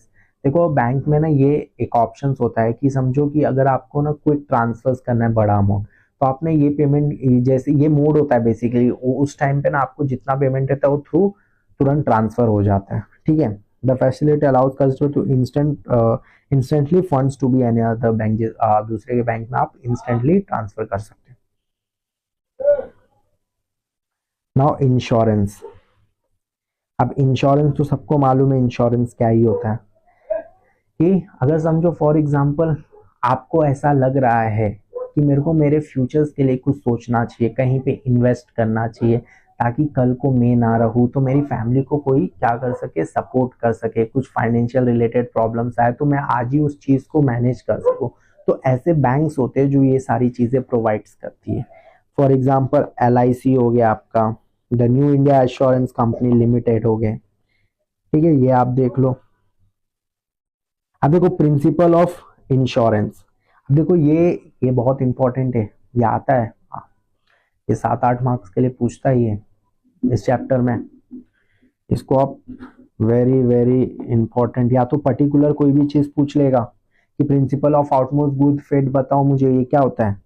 ये देखो इसमें क्या होता है, गुड्स के रिलेटेड जो भी आपकी इंश्योरेंस होती है उसके गुड्स के ऊपर रहता है ये इंश्योरेंस। फॉर एग्जांपल आप एक प्लेस से दूसरे प्लेस पे अपने गुड्स को लेके जा रहे हो, अगर उस गुड्स का डैमेज हो गया तो उसकी भरपाई कौन करेगा। तो जो इंश्योरेंस कंपनी रहता है वो क्या करता है, ऐसे ऐसे इंश्योरेंस पॉलिसी लेके आते हैं जो आपके गुड्स को क्या करे, सिक्योर करे कि थीफ से हो गया, फायर से हो गया, या जो भी आपके गुड्स पे या वेस्ट जो खराब हो रहा है उसके ऊपर क्या करती है, इंश्योरेंस पे करती है अगर आपको। और उसको भी आपको प्रीमियम लेना पड़ता है, उनका प्रीमियम पे करना पड़ता है, तभी आपको क्या मिलेगा, उस गुड्स का जो भी अगर हुआ रहेगा, अगर फायर में लॉस हुआ रहेगा तो वो लॉस का डैमेज आपको रिसीव्ड होगा। देखो प्रिंसिपल ऑफ इंश्योरेबल इंटरेस्ट, भाई आपका इंश्योरेंस में इंटरेस्ट होना चाहिए फर्स्ट ऑफ ऑल। ऐसा नहीं कि भाई किसी ने बोल दिया हाँ आपने ले लिया, नहीं ऐसा नहीं होता। आपको खुद सोचना पड़ेगा कि मेरे लिए ये जरूरत है, लेना है कि नहीं लेना है, वो सब आपको देखना पड़ेगा। प्रिंसिपल ऑफ एंडेमिनिटी, अब देखो एंडेमिनिटी मीन्स इज अ गारंटी। एंडेमिनिटी का मतलब क्या होता है, guarantee. as assurance to put insecure in same financial position which was immediately prior to happening the uncertain event। देखो कोई ऐसा पर्सन होता है जिसका फर्स्ट टाइम है ना बहुत बड़ा, उसको एक बोलते हैं ना कि काम मिला है, ठीक है, उसको एक ऐसा कॉन्ट्रैक्ट मिला है कि भाई उसने अपना सारा कंपनी का पैसा लगा दिया है। अब उसको डर है अगर ये मैं फॉरेन भेजूंगा as a marine insurance, for example ship से भेजूंगा, वेसल से भेजूंगा, कार्गो से भेजूंगा, तो अगर वो बीच में डूब गया तो मेरी कंपनी भी डूब जाएगी। तो मैं क्या करूंगा, उसके पे इंश्योरेंस लेके रखूंगा, अगर वो डूबी तो क्या करे, इंश्योरेंस जो है वो गुड्स का मुझे पे कर दे। ठीक है, ये सारी चीजें होती है। अब देखो इसमें क्या दिया है, for example if a property is insecured of ₹2 lakhs and if the loss by fires of 1 lakh then the company insure claim compensation 1 lakh only। आपने समझो प्रॉपर्टी इंश्योरेंस लिया है, ठीक है, और उसमें भी आपने फायर का लिया है। ऐसे भी होता है प्रॉपर्टी आप लेकिन थीफ का ले रहे हो तो उसमें फायर का कवर नहीं होगा, उसमें थीफ का ही कवर होगा। तो फायर के लिए आप अलग से ले रहे हो। समझो कि आपका घर है, अगर घर जल गया, ठीक है, घर जल गया तो घर जितना जला, फॉर एग्जाम्पल 1 लाख का आपको नुकसान हुआ तो कंपनी क्या करेगा, आपको 1 लाख पे करेगा, ठीक है, मतलब कंपनसेट करेगा। जैसे आपने देखा था ओ माय गॉड, आपने अक्षय कुमार का देखा रहेगा, ठीक है, बाबू राव जो थे उनका क्या होता है, एक बेसिकली उन्होंने ऑलरेडी इंश्योरेंस कवर किया रहता है, बट इंश्योरेंस कंपनी कितनी चालाक होती है, वो क्या बोलती है, ये ना तो आजू बाजू के दुकान तो कोई भी नहीं हुआ है डैमेज, सिर्फ आपका ही दुकान डैमेज हुआ है, मतलब ना तो ये अर्थक्वेक के वजह से हुआ है, ना ही ये फायर के वजह से हुआ है, किसी चीज के वजह से नहीं हुआ है। तो उसने क्या बोल दिया, ये भगवान की वजह से हुआ था, एक्ट ऑफ गॉड। ये इंश्योरेंस वाले लोग ने ये ट्रिक यूज करते हैं। फॉर एग्जाम्पल आप इंश्योरेंस लेने जाते हो, लाइक लाइफ इंश्योरेंस लेने जाते हो, अगर आपको कुछ प्रॉब्लम है, अगर आपको इंश्योरेंस कंपनी को नहीं बताते और फिर बाद में क्या होता है कि इंश्योरेंस कंपनी को वो चीज मालूम पड़ता है कि भाई इस पर्सन को कुछ प्रॉब्लम था, तो आपको कंपनसेट नहीं करेगी, आपको फुल डिस्क्लोजर करना पड़ेगा कि आपको क्या प्रॉब्लम है क्या नहीं है, सब बताना पड़ेगा। अगर आपकी समझो आपने इंश्योरेंस ले लिया, आपको कोई लाइफ इंश्योरेंस ले लिया, बट आपने उधर बोला कि भाई मेरे को कुछ प्रॉब्लम नहीं है, अगर आपको इन फ्यूचर आपको क्या थी, डायबिटीज थी, अगर उसके थ्रू आपको कुछ होता है तो इंश्योरेंस कंपनी आपको एक भी पैसा पे नहीं करेगी, क्योंकि आपने वो चीज डिस्क्लोज नहीं किया था, ठीक है, जो हम आगे पढ़ेंगे। अब देखो प्रिंसिपल ऑफ सैब्रोगेशन। अब सैब्रोगेशन क्या होता है, this principle is applicable to contract of indemnity as per the principle after the insure is compensated for the loss due to damage of the property insecure, then the right of ownership of such property pass on the insurer। This principle is applicable only when the damaged property has the valuable after the event causing the damage। देखो subrogation का मतलब वही चीज होता है, आपकी जितने property damage हुई है उतने का ही क्या करेगा इंश्योरेंस, जो इंश्योरेंस वाले लोग रहते हैं वो कंपनसेट करेंगे, फिर उसके बाद जो सेम चीज उस चीज पे डैमेज हुआ उसका वो लोग नहीं कवर करेंगे, ठीक है, तो उसको उसके ऊपर भी आपको अलग से लेना पड़ेगा। अब देखो सैब्रोगेशन का इधर देखो एकदम फुल एग्जांपल दिया है जिसमें उन्होंने पूरा चीज क्लियर किया। जैसे Mr A owns a two wheeler, two wheeler उन्होंने ओन किया. The vehicle was stolen and subsequently Mr A filed a complaint in local police station. Upon receiving report from police, the insurance company compensate fully Mr. A for the loss of the vehicle. Later on, the stolen vehicle was recovered by police. In this situation, the owner of the vehicle does not have the claim for over the value as has already subrogated. Transfer of ownership rights to the vehicle to the insurer. The insurer gets every right to sell or scrap the said vehicle. अभी देखो आपने क्या लिया. अभी देखो आप कभी भी जाओगे ना बाइक परचेज करने तो उस पर एक इंश्योरेंस रहता है कि आप बाइक का इंश्योरेंस ले लो, तो उसका भी वो ऐड हो जाता है अमाउंट जो भी रहता है उसका अमाउंट. अगर इन फ्यूचर अगर आपकी बाइक चोरी हो गई, ठीक, आपने क्या किया, पुलिस को कंप्लेंट किया कि सर मेरा ऐसा ऐसा हो गया, मेरा बाइक चोरी हो गया, तो जो इंश्योरेंस कंपनी जो रहती है वो क्या करती है, आपको पूरा अमाउंट पे कर दी. इन फ्यूचर अगर पुलिस वाले को आपकी वो बाइक मिली तो जो बाइक का राइट्स रहेगा वो आपके पास नहीं रहेगा. क्यों? क्योंकि इंश्योरेंस जो कंपनी रहता है उसने तो आपको बाइक का फुल पेमेंट कर दिया. तो बाइक किसकी हुई, अब वो लीगली वो बाइक इंश्योरेंस कंपनी की हो जाते हैं. अब उनके ऊपर है कि वो उसको बेचे या स्क्रैप वैल्यू में डाल दे, जो करना है करे. ठीक है, उसी का मतलब होता है सैब्रोगेशन. Principle of contribution. अब देखो कॉन्ट्रीब्यूशन क्या होता है, कॉन्ट्रीब्यूशन का ही मतलब समझ लो कुछ कॉन्ट्रीब्यूट करना. The principle is applicable to all contracts indemnity where the insured has taken out more than one policy for same risks or subject matter. Under this principle, insured can claim the compensation only to the extent and actual loss there from one insurer or to the other insurer. If one insurer pays full compensation, then the insurer can claim proportionate amount from other insurer from whom insured has taken policy. For example, देखो ये मेरे को पढ़ने की जरूरत ही नहीं है, मेरे को समझ आ रहा है. आप एक किसी पर्टिकुलर चीज के लिए क्या कर रहे हो, दो दो तीन तीन चीज सेम चीज के लिए आप इंश्योरेंस ले रहे हो, बट वो चीज क्या है, समझो आपने एक कार कर दिया, आप वो कार के चोरी के लिए आप क्या कर रहे हो, आपने किसी और इंश्योरेंस कंपनी से भी उसी चीज के लिए प्री सब्सक्रिप्शन ले चुका है या प्रीमियम ले चुका है, इंश्योरेंस ले चुका है, और किसी और कंपनी से भी उसी चीज के लिए इंश्योरेंस ले लिया. तो इन फ्यूचर अगर आपकी गाड़ी चोरी होगी तो उसका जो पैसा जो आपको मिलेगा ना, तो ये दोनों आप सोचोगे भाई कि ये मेरे को जो कंपनी ये भी फुल अमाउंट देगी, ये कंपनी ये भी मेरे को फुल अमाउंट देगी. नहीं, ऐसा नहीं होता. ठीक है, ये रियल लाइफ है, कॉमेडी नहीं चल रहा है. तो ये क्या करेगी, ये जो कार की जो वैल्यू है ना, या तो ये कंपनी आधी देगी या तो ये कंपनी आधी देगी, या तो इन फ्यूचर ऐसा हो सकता है ये कंपनी ने पूरा अमाउंट दे दिया तो ये कंपनी क्या करेगी, ये कंपनी क्या करेगी, थोड़ा अमाउंट आधा अमाउंट इस कंपनी को दे देगी. या तो अगर इस कंपनी ने पूरा दे दिया तो ये जो कंपनी रहेगी वो थोड़ा अमाउंट इसका 50% उस कंपनी को दे देगी. समझे, ये होता है. ऐसा नहीं कि आपने भाई एक ही चीज चोरी हुई तो उसके ऊपर मैंने 3-4 ले लिया और चारों जन से मैंने पूरा पूरा पैसा ले लिया, ऐसा नहीं होता. Principle of mitigation of losses. Insured must always have tried to minimize the loss of a property in case certain event. देखो मिटिगेशन ऑफ लॉस का मतलब क्या होता है, समझो आपने हाँ प्रॉपर्टी के ऊपर आपने इंश्योरेंस ले लिया है कि भाई अगर कल को मेरी प्रॉपर्टी अगर कुछ लॉस हुआ तो क्या मेरे को वो कंपनसेट होना चाहिए. तो समझो आपका प्रॉपर्टी है कि किसी चीज की वजह से आपके घर में या आपके प्रॉपर्टी में आग लग रही है, बट आप सिर्फ खड़े खड़े देख रहे हो, मतलब आप खड़े खड़े देख रहे हो, अरे जलना है जलने दो, इंश्योरेंस कंपनी तो मेरे को पैसा देगी पूरा. उस केस में क्या होता है मालूम है, इंश्योरेंस कंपनी भी दिमाग लगाती है, बोलती है कि भाई अगर आपके सामने आपका प्रॉपर्टी जल रहा था तो आपने क्या क्या एक्शंस लिए, आपने फायर ब्रिगेड को कॉल किया कि नहीं किया, कि आपने कुछ ट्राई किया कि नहीं, आपने मतलब उस जो भी फायर है उसको बुझाने का ट्राई किया कि नहीं किया. वो सारा चीज अगर आपने वो कुछ नहीं किया तो कंपनी आपको रिफंड नहीं देगी या कंपनसेट नहीं करेगी आपको. ठीक है, अगर आपने ट्राई किया तब कंपनसेट करेगी, अदरवाइज नहीं करेगी. ये भी रूल्स होते हैं जो आपको बताए नहीं जाते, बट ये जब इवेंट्स होते हैं ना तब आपको ये सारी चीजें मालूम पड़ती है. तो इंश्योरेंस लेने से पहले उसके हर एक टर्म्स एंड कंडीशंस को अच्छे से पढ़ें. ऐसे ही नहीं कि भाई किसी ने बोल दिया, किसी ने सजेस्ट कर दिया ले लो, ऐसा नहीं होता. वो स्मार्ट है, आपको डबल स्मार्ट बनना है इंश्योरेंस लें, क्योंकि पैसा आप पे कर रहे हो, लॉस भी आपका होगा. ठीक है. Principle of कॉजा Proxima.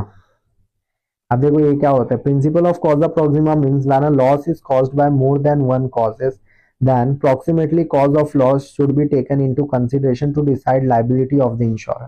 The properties insure against some causes and not against all causes. In such case, the proximately cause of loss is to be found if the proximity cause is one which the insurance, for example, a house was insured against the risk of theft. देखो मैं वही बोल रहा, अभी ये आपने insurance किस चीज के लिए लिया कि आपका घर चोरी ना हो। अब घर तो चोरी होना तो भाई मतलब घर के सामान के ऊपर ले लिया आपने, घर कौन चोरी करेगा। There was a theft in the house and before living the house was set up on a fire by thieves. Now there are two causes of loss, theft and fire, and the nearest cause of loss was fire, as house was insured against theft and not by fire. The insurer will not get any compensation from insurance company for loss by fire, but he will get the compensation for the property by lost by fire. देखो मतलब lost by theft, अगर समझो आपने property के जो भी goods उसके ऊपर आपने क्या किया है, इंश्योरेंस लिया है। अभी क्या हुआ, एक चोर आया, चोरी किया, ठीक है, उसने थोड़ा बहुत चोरी किया आपका सामान, बाकी का जो सामान है वो उसकी गलती के वजह से जल रहा है, फायर हो रहा है, तो आप सोचोगे कि भाई कंपनी मेरे को इसका भी देगी कंपनसेशन, नहीं। आपने क्या किया, एक स्पेसिफिक चीज के लिए लिया, वो स्पेसिफिक चीज क्या है कि जो चोरी होगा सामान उसी का मेरे को कंपनसेशन मिलना चाहिए। फायर का आपने इंश्योरेंस लिया ही नहीं है, तो आपको क्या करेगी कंपनी, सिर्फ जो चोरी हुआ उसी का पैसा देगी, जो आपका फायर का हुआ वो नहीं हो, वो उसका पैसा नहीं देगी। इसीलिए कंपनी क्या बोलती है, आप उसका भी इंश्योरेंस लेके रखो, ठीक है। ये दिमाग लगाती है इंश्योरेंस कंपनी, बहुत सारे दिमाग लगाती है इंश्योरेंस कंपनी, क्योंकि एट द एंड उसको पैसा देना है, ठीक है। अब देखो टाइप्स ऑफ इंश्योरेंस कौन कौन से होते हैं। लाइफ इंश्योरेंस जो मैंने आपको एग्जांपल दिया था LIC का, वो हो गया। जैसे होल लाइफ पॉलिसी होता है, पूरे लाइफ के लिए, अगर आपका कभी भी इन फ्यूचर ऐसा हुआ कि आपकी डेथ हो गई तो वो क्या कर सके, जो आपके जो लीगल रिप्रेजेंटेटिव्स है, जो आपके नॉमिनीज है, उनको वो क्या करेगी, इंश्योरेंस कंपनी वाले पे करेगी।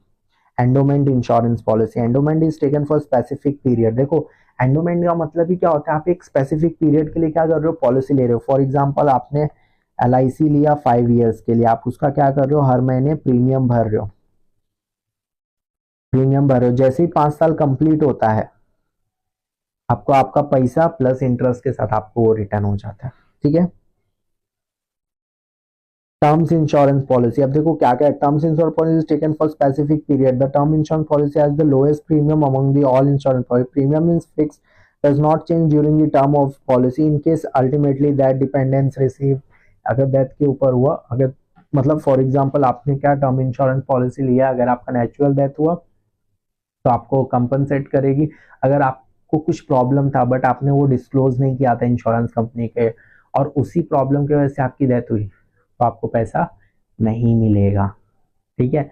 आपको जब भी आप इंश्योरेंस लो, आप अपना फुल डिस्क्लोजर करो, मुझे क्या प्रॉब्लम से क्या नहीं है।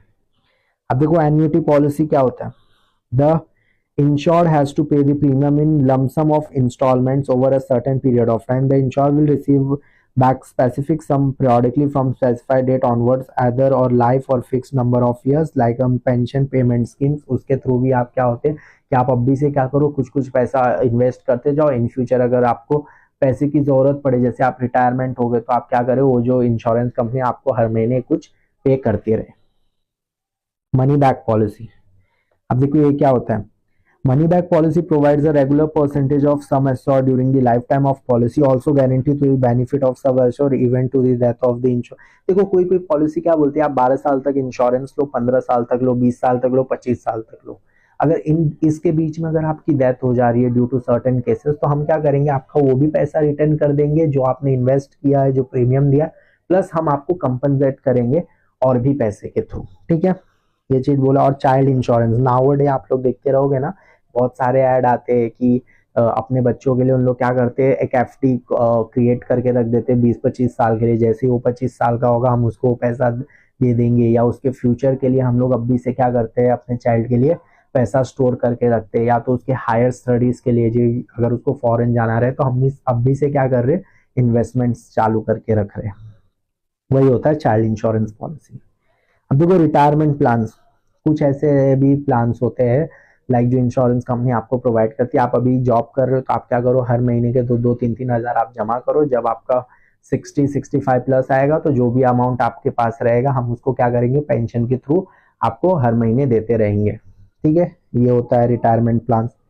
और ULIP policy, ULIP stand for unlinked insurance policy. Policies are very popular as they can combine the benefits of life insurance policy with the mutual funds. आपको म्यूचुअल फंड्स के बारे में मालूम रहेगा, लाइक आप हर महीने 5-6 साल के लिए अपना पैसा डाल रहे हो और वो कुछ 30% 20% के रिटर्न से ग्रो होता रहता है, वो हो गया। और इन फ्यूचर क्या होता है, वो लाइफ इंश्योरेंस पॉलिसी में भी दोनों प्लान को हम लोग क्या करते हैं, लिंक्ड कर देते हैं, ताकि वो इन फ्यूचर जैसे आप रिटायरमेंट हो या कुछ आपकी डेथ हो जो नेचुरली, तो हम क्या करें, आपको पूरा पैसा कंपनसेट कर सके। ये सारे पॉलिसीज थे। अब देखो मराइन इंश्योरेंस क्या होता है, रिलेटेड टू ये शिप्स का होता है। व्यागे पॉलिसी, अब देखो voyage policy is this subject matter is short for specific voyage in respective of time involve in the case of risk being only when the ship start on voyage. अब देखो कभी कभी क्या होता है, आप एक पोर्ट से दूसरे पोर्ट पर आप क्या कर रहे हो, अपने गुड्स को लेके जा रहे हो, तो शिप जो रहता है ना, व्यागे मतलब शिप्स होते हैं। ठीक है, आप शिप्स का, आप किसी पर्सन का तो शिप होगा ना भाई। अब शिप का क्या रहता है भाई, वो एक प्लेस से दूसरे प्लेस पे जा रहा है, भाई सुनामी आ गया, कुछ भी हो गया, डूब गया, तो शिप तो बहुत महंगे आते हैं। तो उसमें हम लोग क्या करते हैं, इंश्योरेंस कंपनी से क्या करते हैं, शिप के ऊपर हम लोग प्रीमियम ले लेते हैं, ताकि कल को अगर शिप मेरा डूब गया या तो फायर हो गया, मेरे शिप में आग लग गई और उसके वजह से डूबा, तो क्या कर सके, वो जो कंपनी है वो मुझे कंपनसेट कर सके।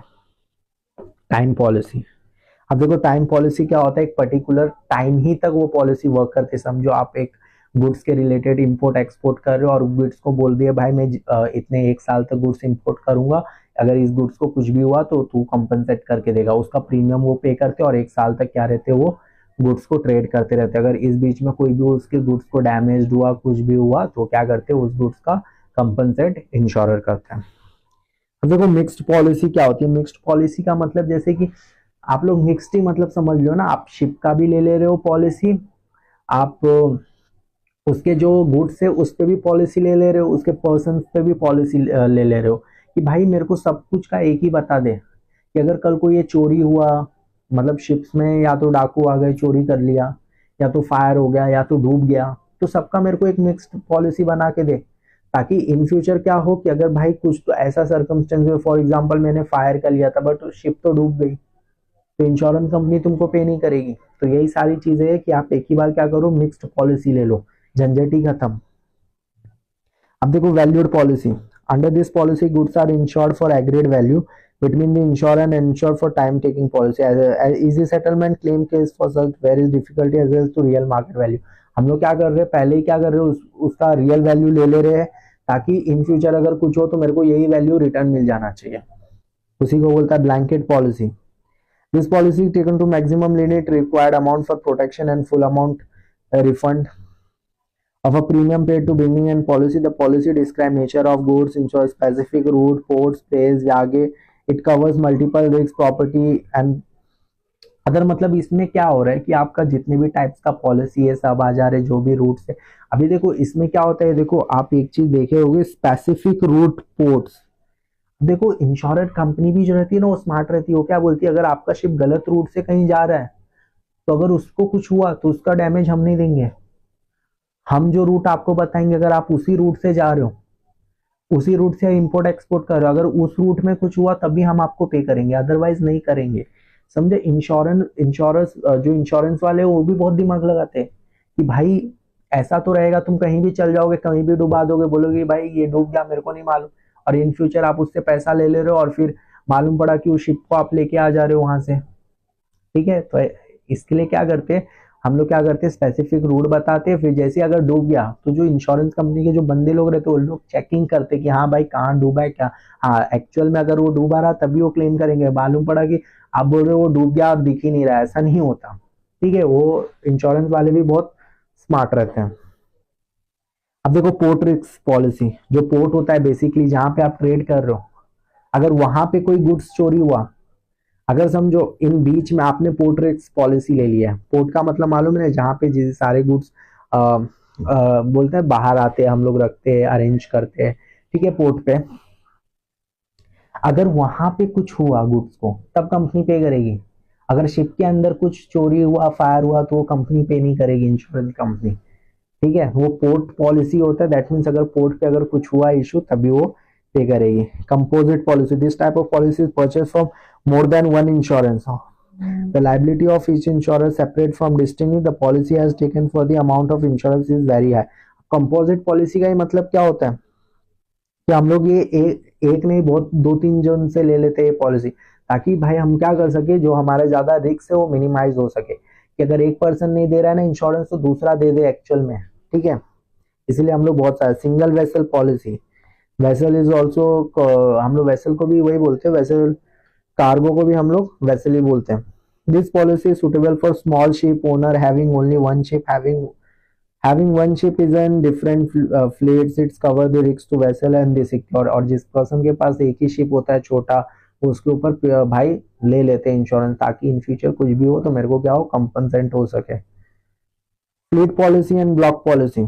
In fleet policy, several ships belonging one owner are insured under the same policy। In block policy, the cargo owner is protected against damage, lost cargo in all modes of transport through which his or cargo is carried। अब देखो, block policy में क्या होता है कि वो जो cargo का ओनर रहता है वो कवर्ड रहता है, और फ्लीट पॉलिसी में जो उसके कार्गोज होते हैं, मल्टीपल जो उसके पास शिप्स होते हैं, वो सारी चीज कवर होते हैं एक ही साथ। तो ये हो गया। Now the third one is fire insurance. ठीक है, हाँ कितना है, और आई थिंक हमारा air transport, water transport, warehousing, government. Okay, तो इसको हम लोग यहीं पे क्लोज करते हैं, बाकी इसको हम लोग बाद में देखते हैं फायर इंश्योरेंस को।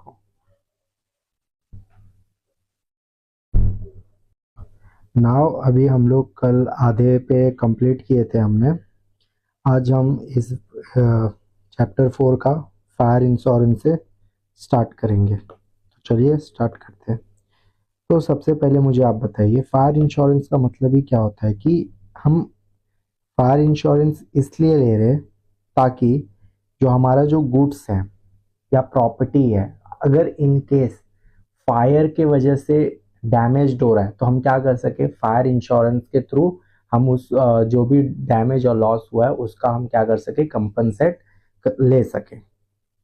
अब देखो, फर्स्ट क्या है, types of fire insurance policy. पहले का क्या है, वैल्यू पॉलिसी। वैल्यू पॉलिसी का मतलब क्या होता है कि समझो आपने फायर इंश्योरेंस लिया गुड्स के ऊपर, ठीक है, और आपने ये बोल के लिया कि भाई अगर मेरे गुड्स जितने वैल्यू के डैमेज हुए या तो लॉस हुए फायर में, ठीक है, तो वो क्या करेगी, तो फायर इंश्योरेंस है ना, वो आपको क्या करेगी, उस वैल्यू का आपको कंपनसेशन देगी। फॉर एग्जाम्पल, समझो आपका गुड्स जो था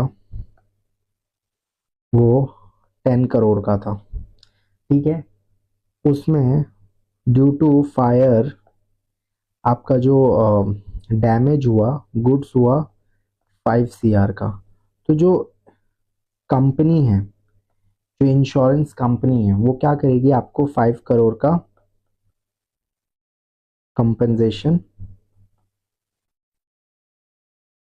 कर देगी। ठीक है, तो क्या करेगी, कंपनसेट कर देगी 5 करोड़। यही है, जितने वैल्यू का आप लॉस होगा फायर में, उतना क्या करेगी कंपनी, आपको कंपनसेट कर देगी। आई होप ये पॉइंट आपको क्लियर हो। अब देखो, एवरेज पॉलिसी क्या होता है। एवरेज पॉलिसी ये होता है, अगर आपका गुड्स फायर इंश्योरेंस में जल गया, अगर आपने एवरेज पॉलिसी लिया, फॉर एग्जाम्पल, अब एग्जाम्पल देखो, आपका गुड्स जो है उसकी वैल्यू है 10 करोड़, वही लेते हैं, फायर में लॉस हुआ 5 करोड़ का, तो जो आपको जो कंपनी है वो सिर्फ 2.5 करोड़ का ही कंपनसेशन देगी। उसी को बोला जाता है एवरेज पॉलिसी। इसी को हम क्या बोलते हैं, एवरेज पॉलिसी। आई होप ये याद हो। पहले वाले केस में क्या होता है, जितने का गुड्स है अगर उतने का डैमेज हुआ तो क्या करेगी, उतने वैल्यू तक का आपको कंपनसेशन देगी। अगर एवरेज पॉलिसी में अगर आपका 5 करोड़ का गुड्स है तो एवरेज मतलब क्या होता है कि जो भी अमाउंट का आपका गुड्स रहेगा, फॉर एग्जांपल इस केस में 5 CR का था, तो हम क्या करेंगे उसका एवरेज, एवरेज मतलब डिवाइड बाय 2 कर देंगे, तो क्या आ जाएगा 2.5 CR। तो ये हम क्या करेंगे, ये कंपनी आपको कंपनसेशन इतने प्राइस का देगी। ठीक है, तो चलिए अब आगे बढ़ते हैं। Specific policy. अभी देखो स्पेसिफिक पॉलिसी क्या होता है। स्पेसिफिक पॉलिसी का मतलब होता है या आपने किसी स्पेसिफिक चीज के लिए ही पॉलिसी लिया है। For example in case specific policy the property is insure for definite sum irrespective market value if there is an loss state amount will be have to paid the policy holder. For example देखो क्या दिया, property ₹1,00,000 का है, ensure for 75,000। Property 1 lakh का है but उसने insurance कितने का लिया है, स्पेसिफिकली 75,000 का लिया है। ठीक है, and then the loss due to fire ₹40,000, the insurance company will be pay only 40,000 is an full compensation. For example आपने 70,000 का लिया है, ठीक है, इस केस में क्या हुआ, कितने का लॉस हुआ है, 40,000 का।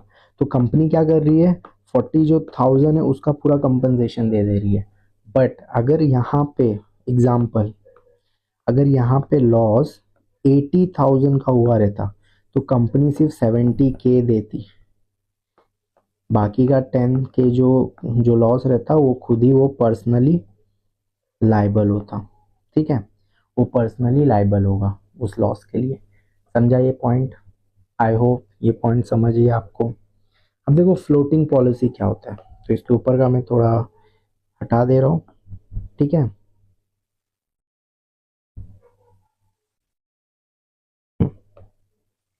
तो फ्लोटिंग पॉलिसी क्या होता है, this policy can take for goods from lying different location और गोडाउन वेयर हाउस। देखो कैसा होता है, फ्लोटिंग पॉलिसी का ही मतलब होता है कि आपने समझो आपका कोई गुड्स है, ठीक है, आपने कहीं वेयर हाउस पे रखा है, वेयर हाउस से आप क्या कर रहे हो, उस गुड्स को डिफरेंट डिफरेंट लोकेशंस पे भेज रहे हो, आपका मार्केट बहुत बड़ा है, मतलब बिजनेस बहुत बड़ा है आपका, तो हर जगह आपका गुड्स का सप्लाई हो रहा है, तो आप इस टाइम पे क्या कर रहे हो कि आप क्या कर रहे हो, फ्लोटिंग पॉलिसी ले रहे हो। फ्लोटिंग पॉलिसी में क्या होता है कि भाई जो फ्लक्चुएट हो रहा है, मतलब जहां जहां जा रहा है गुड्स, आप हर जगह का तो आप देख नहीं सकते, ठीक है, तो आपका हर हर जगह के लिए अलग अलग इंश्योरेंस कंपनी से इंश्योरेंस तो ले नहीं सकते, तो क्या कर रहे हो आप एक ही चीज पे ले ले रहे हो कि भाई देख ये कहीं भी जाएगा गुड्स, कहीं भी वेयर हाउस में रहेगा, अगर डैमेज हुआ तो तू मुझे कंपनसेशन देगा, यही बोला गया है इसमें सिंपली। अब देखो एक्सेस पॉलिसी क्या होता है, ये एक्सेस पॉलिसी में दो टाइप्स के पॉलिसी आ जाते हैं। में क्या होता है, दो टाइप के पॉलिसी आ जाते हैं। ठीक है, अब देखो पहला पॉलिसी क्या होता है, one policy for the amount below which the value of stock does not fall. ठीक है, और एक्सेस इसमें क्या होता है, जो भी आपका पॉलिसी रहता है उसके नीचे जितने अमाउंट पे मिला, अगर कुछ भी हुआ लॉस तो कंपनी पे कर देती है। और दूसरा क्या होता है, कवर एक्सेस वैल्यू, अगर समझो गुड्स के फ्लक्चुएशन पे अगर ज्यादा अमाउंट खर्चा हो गया या ज्यादा अमाउंट लॉस हो गया तो भी क्या करेगी, कंपनी बियर करेगी। आप एग्जाम्पल पढ़ सकते हो इसका। ठीक है, रीइंस्टेटमेंट पॉलिसी। देखो रीइंस्टेटमेंट पॉलिसी, और this type of policy where the insurer undertakes to replace the property goods lost by fire. अब देखो रीइंस्टेटमेंट पॉलिसी का यही मतलब होता है कि फॉर एग्जांपल अगर आपने ये पॉलिसी लिया, अगर आपका प्रॉपर्टी जल गया, फायर में जल गया आपका प्रॉपर्टी, तो क्या आप उसके बदले पैसा नहीं लोगे, आप उसके बदले प्रॉपर्टी ही लोगे। ठीक है, ये होता है इसका मतलब। ठीक है, मतलब जो चीज जला उसके बदले वही चीज आप ले रहे हो। I hope this point is clear. ठीक है, comprehensive policy, normally a fire insurance policy does not cover loss due to riots war etcetera. देखो फायर इंश्योरेंस में रियॉट्स वॉर, जो भी वॉर होते हैं, जो भी अगर लाइक मिसाइल्स विसाइल्स अगर आप पे वॉर हो गया और जल गया तो उसको फायर इंश्योरेंस में नहीं आता basically. However, this policy covers a lot risks under a single policy। ये एक ही पॉलिसी में बहुत सारे रिस्क आते हैं, इसी पॉलिसी में कवर्स हो जाते हैं। द रिस्क में be loss due to fire, explosion, earthquake, floods etcetera. ये सारे जो फायर इंश्योरेंस के हैं वो इसमें इंक्लूड हो जाते हैं। Consequently loss policy, consequently loss policy का मतलब क्या है, the fire insurance originally purchase to indemnify the material losses only, the intangible interest was not indemnified.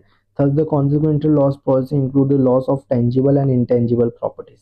This policy provides an indemnity to insure for loss of net profit, payment, standing charges, expenditure, respect, increased of cost of जो भी इस देखो consequential loss policy का मतलब ही ये होता है, इसमें जो भी आपके टेंजिबल मतलब जिसको आप देख सकते हो, इंटेंजिबल मीन्स व्हाट, जिसको आप नहीं दे सकते, वो सारी चीजें का भी अगर लॉस हो रहा है ना तो वो क्या करेगी, कंपनी बियर करेगी। आप बोलोगे सर इंटेंजिबल क्या ही हो सकता है, लाइक समझो आपका बड़ा अच्छा खासा कंपनी है, उसकी गुडविल है, अगर वही गुडविल कंपनी अगर ड्यू टू लाइक एक्सप्लोजन हो गया, जल गई, और उसके साथ साथ क्या होता है, रेपुटेशन भी मार्केट में खराब हो जाता है ना।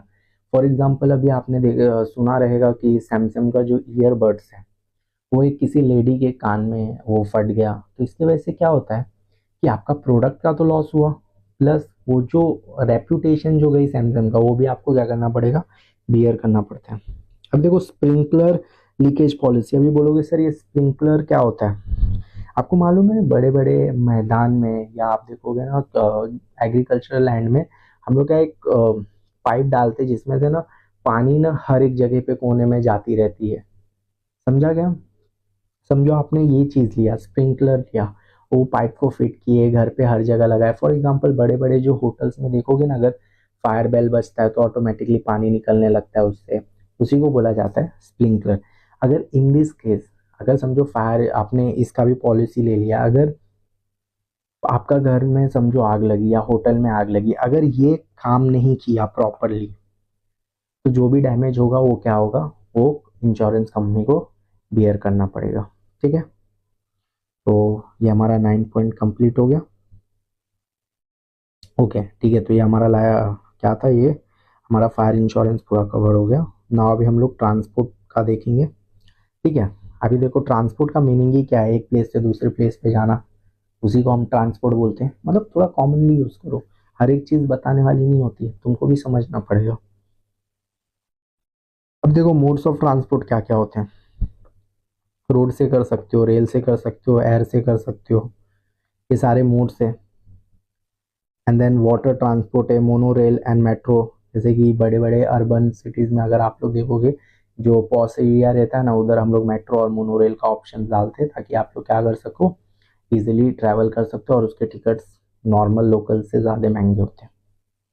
रोप वे, अब बोलोगे सर ये रोप क्या होता है, भाई उड़न खटोला देखा है, कहीं भी आप समझो हिल स्टेशन जा रहे हो, आप कहीं पहाड़ पे नहीं चढ़ पा रहे हो, तो उसके लिए हम लोग अलग से वे बनाते हैं लाइक रोप वे।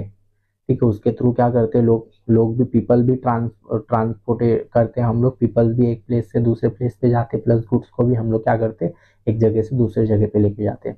अभी मुझे बताओ, जैसे कि अगर आप विरार में जीवदानी है, ठीक है, आपको जैसे ही जाओगे ना जीवदानी के टॉप पे, आप देखोगे वहां पे आपको अच्छा खासा आइसक्रीम मिलेगा, पानी का बोतल मिलेगा, हर एक चीज अवेलेबल होगा। तो भाई क्या वो पर्सन लोग इतना हैवी हैवी चीज एक ही साथ लेके जाते नहीं, बाजू में ना उधर रहता है रोप वे, उसके थ्रू उन लोग क्या करते हैं, ट्रांसपोर्ट करते हैं एक जगह से दूसरे जगह पे, पहाड़ वाले जगह पे ये ज्यादा यूज होता है। ठीक है, उसका और पाइपलाइन मतलब पाइप के थ्रू इंटरनेट, देखोगे ना समुद्र के नीचे से भी ना पाइपलाइन डाले, इंटरनेट कनेक्शन डाले जाते पाइप, ताकि क्या हो सके, अच्छा नेटवर्क मिल सके।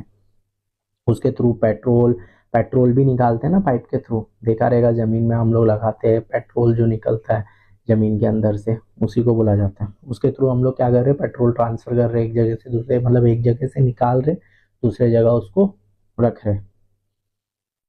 अब देखो रोड ट्रांसपोर्ट का ही मतलब क्या होता है, मैंने आपको बता ही दिया। रोड ट्रांसपोर्ट मतलब ये बेसिकली ये बहुत चीप कॉस्ट होता है कि अगर आप अपने गुड्स को इजीली रोड के थ्रू, लैंड के थ्रू आप एक जगह से दूसरे जगह पे लेके चल जा रहे हो, उसी के ऊपर आपको ये पूरा क्वेश्चन लिख देना है, पूरा छाप देना है। ठीक है, क्या होता है, अब देखो इसके एडवांटेजेस क्या क्या होते हैं। एडवांटेजेस क्या, आप खुद से सोचो भाई, अगर मैं रोड ट्रांसपोर्ट यूज कर रहा हूँ तो सबसे पहले ये चीप होगा, चीप मोड ऑफ ट्रांसपोर्ट हुआ मेरा। ठीक है, दूसरा क्या है, पेरिशेबल गुड्स जो रहेगा, पेरिशेबल गुड्स मतलब जो गुड्स एक दो दिन ही तक चलते, for example egg, bread, milk, ये सारे जो चीजें हैं सिर्फ एक दो दिन के ही इनका एक्सपायरी रहता है।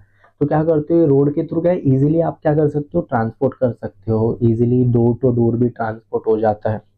और फ्लेक्सिबल मोड होता है ये, लोडिंग अनलोडिंग, आप कुछ भी सामान को फटाक से लोड और अनलोड कर सकते हो। और डोर टू डोर सर्विस भी आपको प्रोवाइड हो जाती है, लाइक अमेजोन, फ्लिपकार्ट देख सकते हो। And then it helps people to travel and carry goods from one place to another place. जैसे बस में आप अपने सामान को भी कैरी कर सकते हो, या तो ऑटो, ओला कैब कुछ भी लेके आप क्या कर सकते हो, एक प्लेस से दूसरे प्लेस गुड्स को भी लेके इजीली जा सकते हो। अब देखो, जैसे कि अगर किसी चीज का एडवांटेज है तो हर एक चीज का क्या रहेगा, डिसएडवांटेज भी रहेगा। अब देखो डिसएडवांटेज क्या है, due to limited carrying capacity. भाई रोड से आप एक लिमिटेड तक ही ले सकते हो। आप सोचोगे भाई मैं पूरा वेयर हाउस ही लेके चल जाऊं, ऐसा नहीं होता। पूरे वेयर हाउस का गुड्स आप नहीं ले के जा सकते हो। कहाँ, अलग अलग व्हीकल कैरी करके ले जा सकते हो, बट एक ही चीज में लेके जाना इम्पॉसिबल है ना, क्योंकि उसके कुछ क्या रहते हैं, क्या लिमिट रहती है। Transportation is heavy and bulking goods through road transport involves high cost. अब देखो हाई कॉस्ट मतलब अगर ज्यादा भारी सामान आप लेके जाओगे तो जो टोल नाका पे रहते हैं वो एक्स्ट्रा चार्ज करते हैं, ठीक है। Road transport is affected and adverse weather condition such as floods, rain, landslide, ये सब की वजह से क्या होते हैं, रोड एक्सीडेंट्स भी बहुत ज्यादा होते हैं। There is a possibility of road accidents which are common. देखो मैंने बोला ना, जैसे अभी देखोगे ना पुणे जो वेस्टर्न एक्सप्रेस हाईवेज होते हैं, पुणे हाईवेज होते हैं, यहाँ पे कैसा रहता है, मिनिमम लिमिट रहता है कि गाड़ी को 80-100 की स्पीड पे भगाना ही है। तो क्या करती है, 80-100 की स्पीड पे भगाते भगाते ना बहुत ज्यादा, समझो अगर पोर्ट होल्स आ जा रहे, गड्ढे आ जा रहे, तो इसके थ्रू एक्सीडेंट्स भी ज्यादा होते हैं, ठीक है। तो इसकी वजह से क्या होते हैं, ये एक्सीडेंट ज्यादा होते हैं और ये एक डिसएडवांटेज है रोड ट्रांसपोर्ट का। पॉल्यूशन, भाई धुआं छोड़ रही है तो पॉल्यूशन तो होगा ही, और पीपल्स के हेल्थ पे भी अफेक्ट पहुंचता है। अब देखो रेल ट्रांसपोर्ट क्या है। Rail transport is a goods passenger rail line through called as rail transport. It occupies important place land transport system country and most dependable mode of transport to carry goods and passenger over long distance। देखो ज्यादा long distance के लिए सबसे अच्छा क्या रहता है, आपका रेल ट्रांसपोर्ट रहता है, सबसे अच्छा रहता है। ताकि लंबे अगर आपको कहीं भी रूट पे जाना है 2-3 दिन का, तो अच्छे खासे आप लोड को लोडिंग करके आप क्या कर सकते हो, गुड्स को लेके जा सकते हो। नाउ दोस्त, अब इसके हम लोग क्या करते हैं, एडवांटेजेस देख लेते हैं, डिसएडवांटेजेस भी। अभी देखो इसके एडवांटेज क्या है। It is a convenient mode of transport for travelling long distance. ये कन्वीनियंट होता है, ज़्यादा भी चार्ज नहीं होता है, ज़्यादा भी बोलते हैं ना, ना तो ज़्यादा महंगा ना तो ज़्यादा सस्ता, कन्वीनियंट होता है, ठीक है। और लॉन्ग डिस्टेंस के लिए तो मस्त है। It is suitable mode for transport for carrying heavy and bulky goods in large quantities over a long distance। Long distance के लिए बहुत अच्छा ट्रांसपोर्ट मोड है, जहाँ पे आप क्या कर सकते हो, बहुत सारे बल्की और हैवी गुड्स को आप ट्रांसपोर्ट कर सकते हो एक जगह से दूसरे जगह पे। It is a faster mode of transport as compare to road transport. अभी देखो रोड के कंपैरिजन में ये फास्टर क्यों है, रीजन इज ये रोड में कैसे रहते थोड़े क्राउड्स आ जाते, मे बी एक दूसरी व्हीकल्स भी आ जाते। इसका रेल ट्रांसपोर्ट का क्या है, सिंगल पटरी है भाई, उसी के स्पीड मतलब सिंगल पटरी पे जितना स्पीड है उसको लेना है ले, जब तक उसको स्टॉप नहीं आएगा तब तक वो रुकेगा नहीं, मे बी बीच में रुक जाए कभी, ठीक है। It operation is less affected to adverse weather condition. और वेदर कंडीशन से इसको फर्क नहीं पड़ता क्योंकि इसका पटरी जैसा है, वो उसी पे चलेगा, जमीन पे तो आ नहीं सकता है। It ensure safety and security of goods. और ये इंश्योर भी करता है कि भाई अगर आप ट्रेन में रख दे रहे हो ना गुड्स को, तो ये तो सिक्योरिटी कि आपके गुड्स को कुछ होगा नहीं, ठीक है। अब देखो इसकी डिसएडवांटेज क्या है। It is relatively costly for carrying goods and passenger over short. देखो शॉर्ट डिस्टेंस के लिए भी वो भी फुल डिस्टेंस का पैसा ले लेगा ना भाई, क्योंकि एक प्लेस से दूसरे प्लेस पे जा रहे हो किसके थ्रू, ट्रेन के थ्रू, आपको सब कुछ प्रोवाइड हो रहा है, तो क्या वही डिस्टेंस का पैसा लेगा, ठीक है। It is not available in remote parts of country. अब देखो बहुत सारे ऐसे ऐसे कंट्री जहाँ पे हम प्रॉपर उस स्टेट में नहीं जा सकते, दूर ही उसको क्या कर सकते, ले सकते। फॉर एग्जाम्पल समझो कि आप यूपी में हो, तो यूपी में आप बहुत अंदर अंदर रहते हो, तो ट्रेन तो एक मेन सिटी पे ही उतरेगा, जैसे प्रयागराज हो गया, वहां से तो अंदर एकदम नहीं जाएगा, तो आपको क्या करना पड़ेगा, वहां से फिर अलग से आपको क्या करना पड़ेगा, दूसरा रोडवे के थ्रू आपको अपना गुड्स पहुंचाना पड़ेगा। It involves heavy losses of life as well as good in case of accident. अभी देखो भाई ट्रेन का एक्सीडेंट हुआ, दैट मीन्स व्हाट, उसमें बहुत सारे लोग बैठे रहते हैं, बहुत सारे पैसेंजर्स होते हैं। As compare to road accidents में चलो मिनिमम एक कार में 4-5 हो गए, बट ट्रेन में 200-300, मे बी मोर देन 300 इतने पीपल्स ट्रैवल करते, तो गुड्स भी अगर डैमेज होगी तो ज़्यादा क्वांटिटी में होगी, और जो एक्सीडेंट में जो लोग भी मारे जाएंगे वो ज़्यादा क्वांटिटी में होती है। तो ये ज़्यादा लॉसेस करता है, heavy losses. Time flexibility is not more as trains are running as per their fix time. जो भी उनका टाइम है उसी टाइम पे वो पहुंचाएगी, अदरवाइज पहले तो पहुंचाती नहीं है ट्रेन कभी भी, बट जो उनका टाइम है उसी टाइम पे पहुंचाएगी, या तो फिर थोड़ा टाइम लेके थोड़ा ऊपर नीचे हो जाता है, ठीक है। It does not provide door to door service. भाई सिंपल सी बात है, door to door service train थोड़ी ना प्रोवाइड कर देगी, चाइना थोड़ी ना, इनफैक्ट चाइना में भी ऐसा सिस्टम नहीं है अभी। नाउ हम लोग जाते हैं air transport. What is air transport?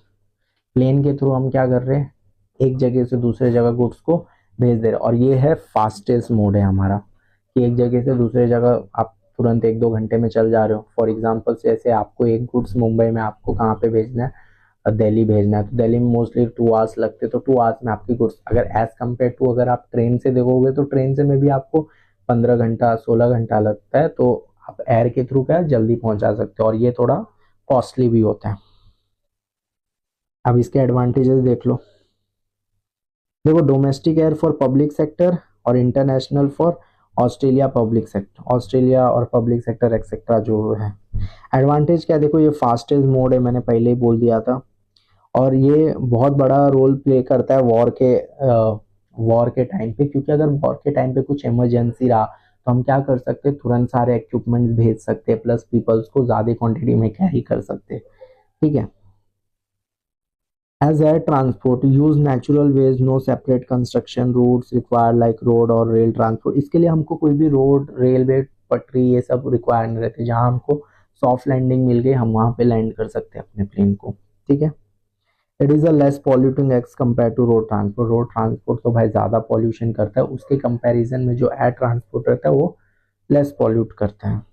It is useful in such areas where other means of transfers are not accessible. मतलब ये उस एरिया के लिए बहुत अच्छा है जहाँ पे ये सारी सुविधाएं नहीं है, तो वो क्या कर सकते हैं, एयर एयर एयर ट्रांसपोर्ट के थ्रू वो सारी चीज़ों को वो तुरंत भेज सकते हैं। अब देखो डिसएडवांटेजेस क्या है इसके। एक्सपेंसिव बहुत ज़्यादा है, भाई शॉर्ट टाइम में कोई चीज़ पहुंचा रहा है आपको तो एक्सपेंसिव तो रहेगा ही, सिंपल सी बात है। It is affected by adverse weather condition. देखो अभी अगर वेदर का कंडीशन बेकार रहा तो क्या ये इफेक्ट भी पहुंचेगा ना भाई प्लेन को, कि भाई अगर समझो वेदर के थ्रू कुछ हो गया इंजन में तो एक्सीडेंट भी हो सकता है, ठीक है। And the third point, it is not suitable for short distance. Short distance के लिए है ही नहीं भाई, लॉन्ग डिस्टेंस है, मिनिमम तो 700-800 मीटर के लिए, 700-800 किलोमीटर के लिए तो होना चाहिए। It requires huge investment costs such as construction, airport, runways, control towers etcetera. इसके लिए कैसा रहता है, बहुत बड़ा इन्वेस्टमेंट लगता है, और बेसिकली ये जो मार्केट है ना, मैंने आपको इकोनॉमिक्स में भी शायद बताया रहेगा, ये जो मार्केट है इसमें बहुत फ्यू सेलर्स होते हैं। फ्यू सेलर्स मतलब बहुत कम ही लोग इस मार्केट में आते हैं, क्योंकि जो कॉस्ट ऑफ इन्वेस्टमेंट है ना बहुत ज़्यादा लगता है। Air transport is subject to international restriction as an aeroplane for some nations are not allowed fly over the country। देखो एयर ट्रांसपोर्ट के लिए कैसा रहता है, कोई कोई नेशन बोलता है कि हमारे ऊपर से मत लेके जाओ भाई प्लेन, हमारा जो बॉर्डर है आप वहां से मत लेके जाओ, हमारे जो जमीन है वहां से मत लेके जाओ, हमारी कंट्री के ऊपर से मत लेके जाओ, आप घूम के लेके जाओ। तो ये भी सारे रेस्ट्रिक्शंस को हमको देखना पड़ता है। Now water transport. अब water transport through ship, cargo के थ्रू हम लोग क्या करते हैं, ट्रांसपोर्टेशन करते हैं, ठीक है। अब देखो वो आप लोग पढ़ लो मीनिंग इसका, इजी है, बस वही बताना है, वाटर के थ्रू हम लोग जो भी गुड्स ट्रांसपोर्ट करते हैं वो सारी चीज़ें। अब इसके एडवांटेजेस क्या है, it is relatively economical mode transport for bulky and heavy goods. Heavy goods के लिए और बल्की गुड्स के लिए क्या, एक साथ हम लोग ज़्यादा चीज़ें एक्सपोर्ट कर सकते हैं। It is a safe mode of transfer with respect of occurrence of accident. देखो अगर इसमें एक्सीडेंट भी हुआ तो क्या हम लोग क्या उस बंदे को बचा सकते हैं डूबने से, बट जो एक्सीडेंट जैसा फायर हो गया तो उसमें बहुत कम चांसेस रहते हैं। It helps to promote international trade. अब ये देखो ये इंटरनेशनल ट्रेड का क्या मतलब होता है, कि भाई अगर शिप के थ्रू आप ट्रेड कर रहे हो तो क्या होता है कि कोई अदर कंट्री रहता है वो बोलता है हाँ ठीक है मैं भी इस कंट्री से क्या कर रहा हूँ, अगर ये शिप शिप के थ्रू अगर इम्पोर्ट एक्सपोर्ट हो रहा है तो मैं भी उसमें क्या करूंगा, मैं भी अपने गुड्स को क्या करूंगा एक्सपोर्ट करूंगा, या तो कहीं से मैं गुड्स मंगाऊंगा इम्पोर्ट करूंगा।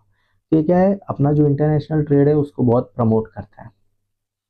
देर is no cost for construction of maintaining routes and most them are naturally maded. मतलब नेचुरली मेडेड मतलब अभी पानी के लिए क्या कंस्ट्रक्शन करेंगे हम, बट से एक बेसिकली हमको क्या एक कॉर्नर चाहिए रहता है, एक पोर्ट चाहिए रहता है, वहां पे हम लोग पोर्ट एरिया बना देते हैं उसको, एंड देन बाकी जो भी रोड्स रहता है वो तो नेचुरली बना रहता है पानी, तो उसी के थ्रू हम क्या करते हैं अपना ट्रांसपोर्टेशन करते हैं। It offers more flexibility as compare to rail transport. अभी देखो रेल ट्रांसपोर्ट के तो रेल ट्रांसपोर्ट से तो अच्छा ही है, में एक्सीडेंट के भी चांसेस बहुत कम रहते हैं और आप कहीं भी गुड्स शिप के थ्रू पहुंचा सकते हो। अब देखो डिसएडवांटेज क्या है, it does not provide door to door service.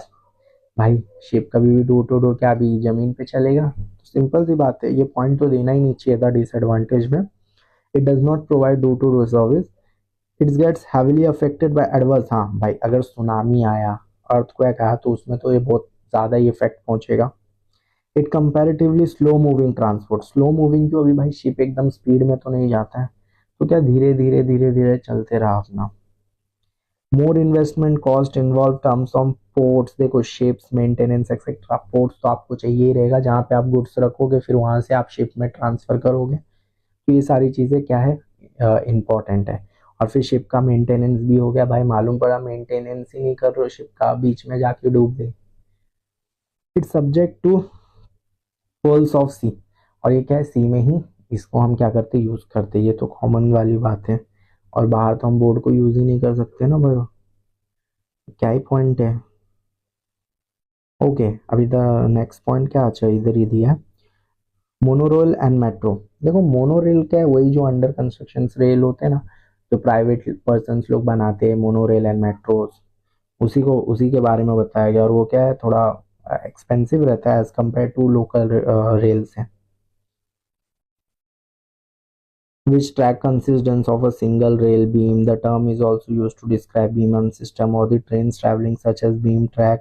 From the passenger perspective, monorails can have some advantage over modes such as less interaction, traffic jam. भाई सिंपल सी बात है, मेट्रोज में ट्रैफिक जाम कहाँ से होगा, आप देखोगे ना मोस्टली मेट्रोज नीचे से तो बनाते नहीं, वो ऊपर ही में बनाते हैं, लाइक कंस्ट्रक्शन वो लोग ऊपर ही से करते ताकि क्या हो कि ट्रैफिक ना हो और लोगों का टाइम भी बचे। अब देखो रोपवे तो मैंने आपको बता दिया, जो हिल्स फॉर एग्जांपल विरार का वो जीवदानी माता का मंदिर देख लो आप, माता का मंदिर बेस्ट एग्जांपल है, वहां से लोग क्या करते, सीढ़ी जो नहीं चढ़ पाते वो रोप के थ्रू ऊपर चल जाते दर्शन करने।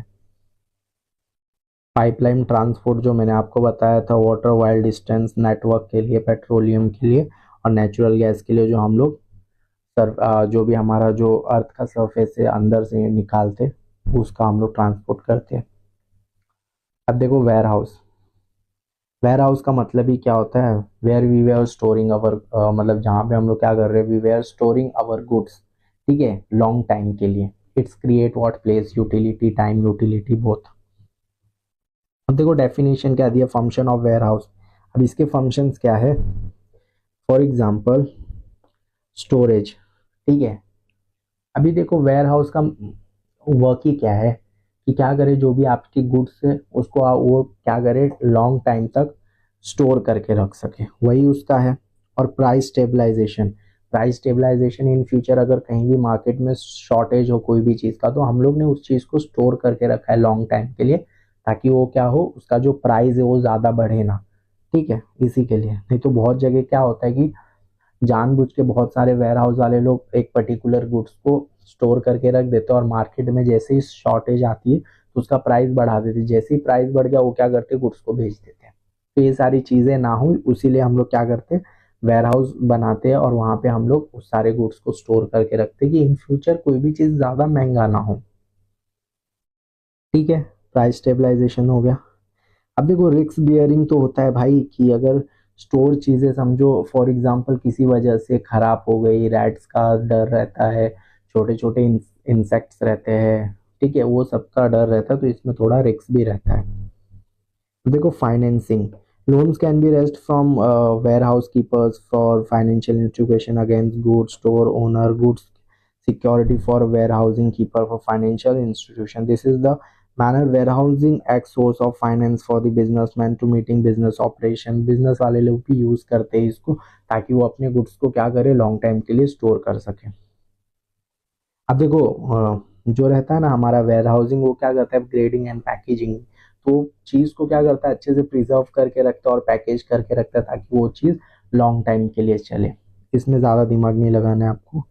ट्रांसपोर्टेशन, ट्रांसपोर्टेशन मतलब जो भी प्रोडक्शन हो रहा है, जहाँ से हम लोग गुड्स को मंगा रहे हैं एक प्लेस से दूसरे प्लेस में, हम लोग क्या करें उस चीज को हम लोग स्टोर करके रखें जो इजीली ट्रांसपोर्ट हो सके।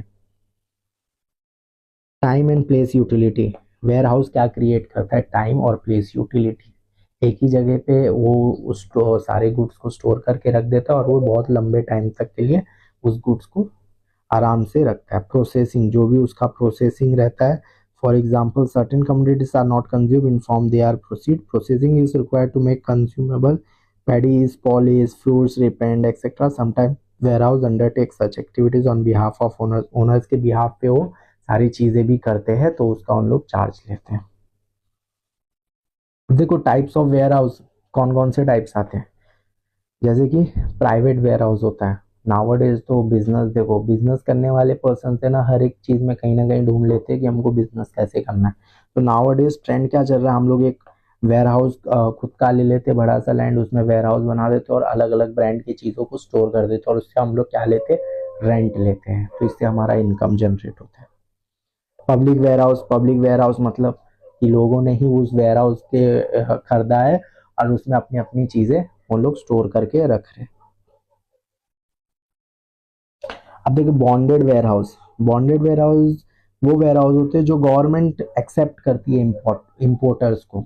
अब देखो क्या करती है, जैसे कि आप कस्टम ड्यूटीज नहीं पे की हो, तो कस्टम ड्यूटीज नहीं पे करने के बाद अब देखो शिप्स को तो जाना पड़ता है दूसरा गुड्स लेने के लिए, तो गवर्नमेंट क्या करती है वो एक ऐसा वेयर हाउस बनाती है कि जब तक अगर आप उस गुड्स पे जो भी आपने इंपोर्ट किया उस पर अगर आप टैक्स नहीं भरोगे, जिसको हम लोग कस्टम टैक्स, कस्टम ड्यूटीज बोलते हैं, जब तक वो आप नहीं भरोगे तब तक वो गुड्स क्या रहती है गवर्नमेंट के पास रहती है। जिस दिन आप भरोगे उस दिन वो क्या करती है वो गुड्स को ले लेते हैं। अगर इन फ्यूचर अगर आप सोचोगे कि भाई मैं नहीं बेचता हूँ, रहने देता हूँ, ये बाद में कर दूंगा, तब तक तो फ्री में नहीं, ऐसा नहीं होता, उसका कुछ टाइम लिमिट होता है।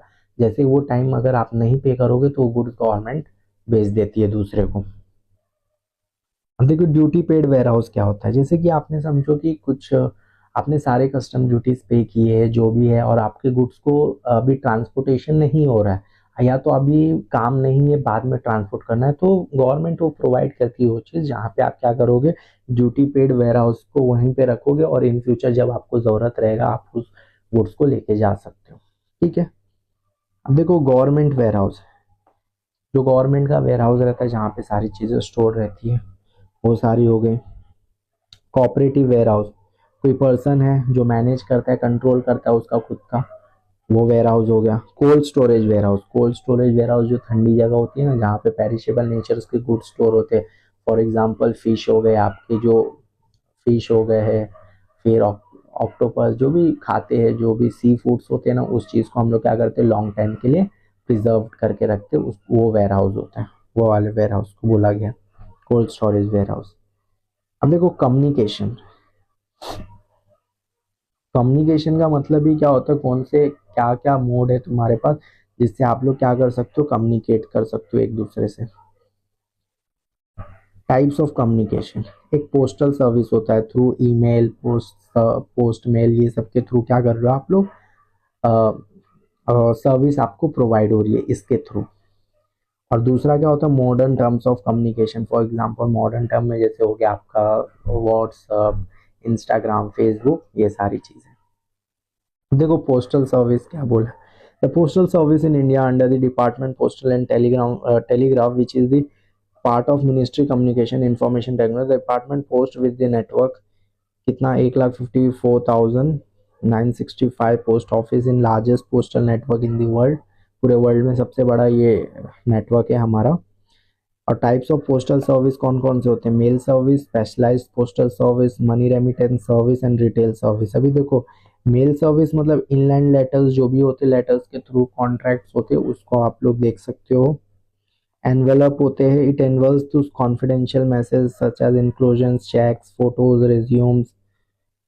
डॉक्यूमेंटेशन, कॉन्फिडेंशियल मैसेज, इसके थ्रू हम क्या करते हैं, एनवेलप के थ्रू पोस्ट करते हैं, सर्विस प्रोवाइड करते हैं। फॉर एग्जांपल पार्सल हो गया आपका। अब पार्सल देख लो, पार्सल का मतलब क्या होता है, जो भी आपका अमेजोन से ऑर्डर कर रहे हो आप लोग, वो पार्सल हो गए, या मे भी आप लोग ने कुछ मंगाया थ्रू स्पीड पोस्ट से, या तो आप कोई कॉम्पिटिटिव एग्जाम्स कर रहे हो, तो उसके जो भी डॉक्यूमेंटेशंस होते हैं ना, वो सारे किसी स्पीड थ्रू के थ्रू आपको क्या हो रहे, मिल रहे हैं, वो सारी चीज हो गई। अब बुक पोस्ट हो गया, एक printed books, magazine, journals etcetera, through book post, उसके थ्रू आपको क्या हो रहा है, घर पे मिल रहा है। अब देखो स्पेशलाइज्ड पोस्टल सर्विस क्या होते हैं। बिजनेस पोस्ट हो गया, सबसे पहले business post provides complete mailing solution through mail preparation, mail delivering, ideal small business as well as large companies, इन सबको क्या करता है, सर्विस प्रोवाइड करता है। Logistic post provides business customer to cost effective and effective solution which manages entire value chain, collection, storage, transmission, distribution across the country, ये सारी चीजें लॉजिस्टिक पोस्ट करती है। Bill mail service communication which is nature of financial statement, bills, monthly account, ये सारे जो भी रहते हैं ना आपके अकाउंट्स, इसके थ्रू क्या होते हैं, आप लोग सेटल कर सकते हो, और ये भी एक काइंड का क्या है, सर्विस है जो आपको मिल रहा है। अब money remittance services, electronic money transfer, nowadays GPay में डाल दे रहा हूँ, जीपे, पेटीएम, फोन पे, इसके थ्रू आप लोग क्या कर रहे हो, पे कर रहे हो। इंस्टेंट मनी ट्रांसफर, आईएमओ, जो आपके बैंक के एप्लीकेशन में भी होता है, जो हम लोग ने आईएमपीएस देखा था, इंस्टेंट मनी ट्रांसफर करके, ठीक है। और international money transfer through PayPal के थ्रू आप लोग जो एक कंट्री से दूसरे कंट्री में ट्रांसफर करते हो मनी, वो हो गया इलेक्ट्रॉनिक। और भी बहुत सारे ऐप है जिसके थ्रू आप कर सकते हो। अब देखो रिटेल सर्विस, रिटेल पोस्ट हो गया, ठीक है। Convenience to general public to making third party produce service available to the variety through selected post office, post range service not offered including collection, electricity bills collection. जैसे देखो अगर आप कोई society में रहे तो आपको जो कोई कोई पर्सन, तो कोई ना कोई सोसाइटी का पर्सन ही थर्ड पर्सन आता है, अदानी के यहाँ से तुमको देने आता है तुम्हारा लाइट बिल नहीं, कोई तुम्हारे सोसाइटी का मे बी सेक्रेटरी होगा या कोई थर्ड पर्सन होगा जो तुमको रेगुलरली मंथली बेस पे क्या दे रहा है, इलेक्ट्रिसिटी बिल आपके घर में दे रहा है, ठीक है। अब ई पोस्ट, इलेक्ट्रॉनिक पोस्ट, या आप लोग देख लो modern means of communication, modern में लाइक कुरियर सर्विस देखा रहेगा, अमेजोन वाले लोग प्रोवाइड करते हैं। अभी देखो internet service, internet service like बहुत सारे आप देखोगे, या तो नाउअडेज अभी तो अनलिमिटेड पैक्स आ गए हैं, वाईफाई आ गया है, ठीक है, ये सारी चीज़ें प्रोवाइड्स होती है आपको। ईमेल, इलेक्ट्रॉनिक मेल, जिसके थ्रू आप क्या एक कंट्री से दूसरे कंट्री जीमेल के थ्रू डील कर सकते हो, बात कर सकते हो, वही दिया। नाउ यहाँ पे हमारा चैप्टर वॉज फिनिश्ड। अब ये जो भी है डिफरेंस बिटवीन, ये आपको करना पड़ेगा, और मैंने आपको बोला है कि ये जो चैप्टर है, ठीक है, ये जो चैप्टर है ये बहुत बहुत बहुत इम्पोर्टेंट है। ये चैप्टर के मैं आपको ट्रिक्स बताऊंगा, ये सारे क्वेश्चंस हमको कैसे याद रखने, क्या क्या क्या क्या इंपॉर्टेंट क्वेश्चन पूछेगा, या मे भी कौन से क्वेश्चंस है जिसके चांसेस है आने के, तो सारा कुछ मैं आपको ज़रूर बताऊंगा। और मैंने आपको प्रॉमिस किया कि मैं जनवरी के फर्स्ट वीक में आपको इम्पोर्टेंस प्रोवाइड करूंगा, तो मैं तब भी प्रोवाइड करूंगा आपको, तो आप टेंशन मत लो, मेरे पे छोड़ दो, ठीक है। तो इसी के साथ हम इस वीडियो को बंद करते हैं। एंड आप इस, और मैं लास्ट टाइम बोल रहा हूँ, मेरे वीडियो को लाइक करो, सब्सक्राइब करो, ताकि मेरे को भी मोटिवेशन मिले यार, ताकि मैं भी और बनाऊँ वीडियो, ठीक है। तो मिलते हैं नेक्स्ट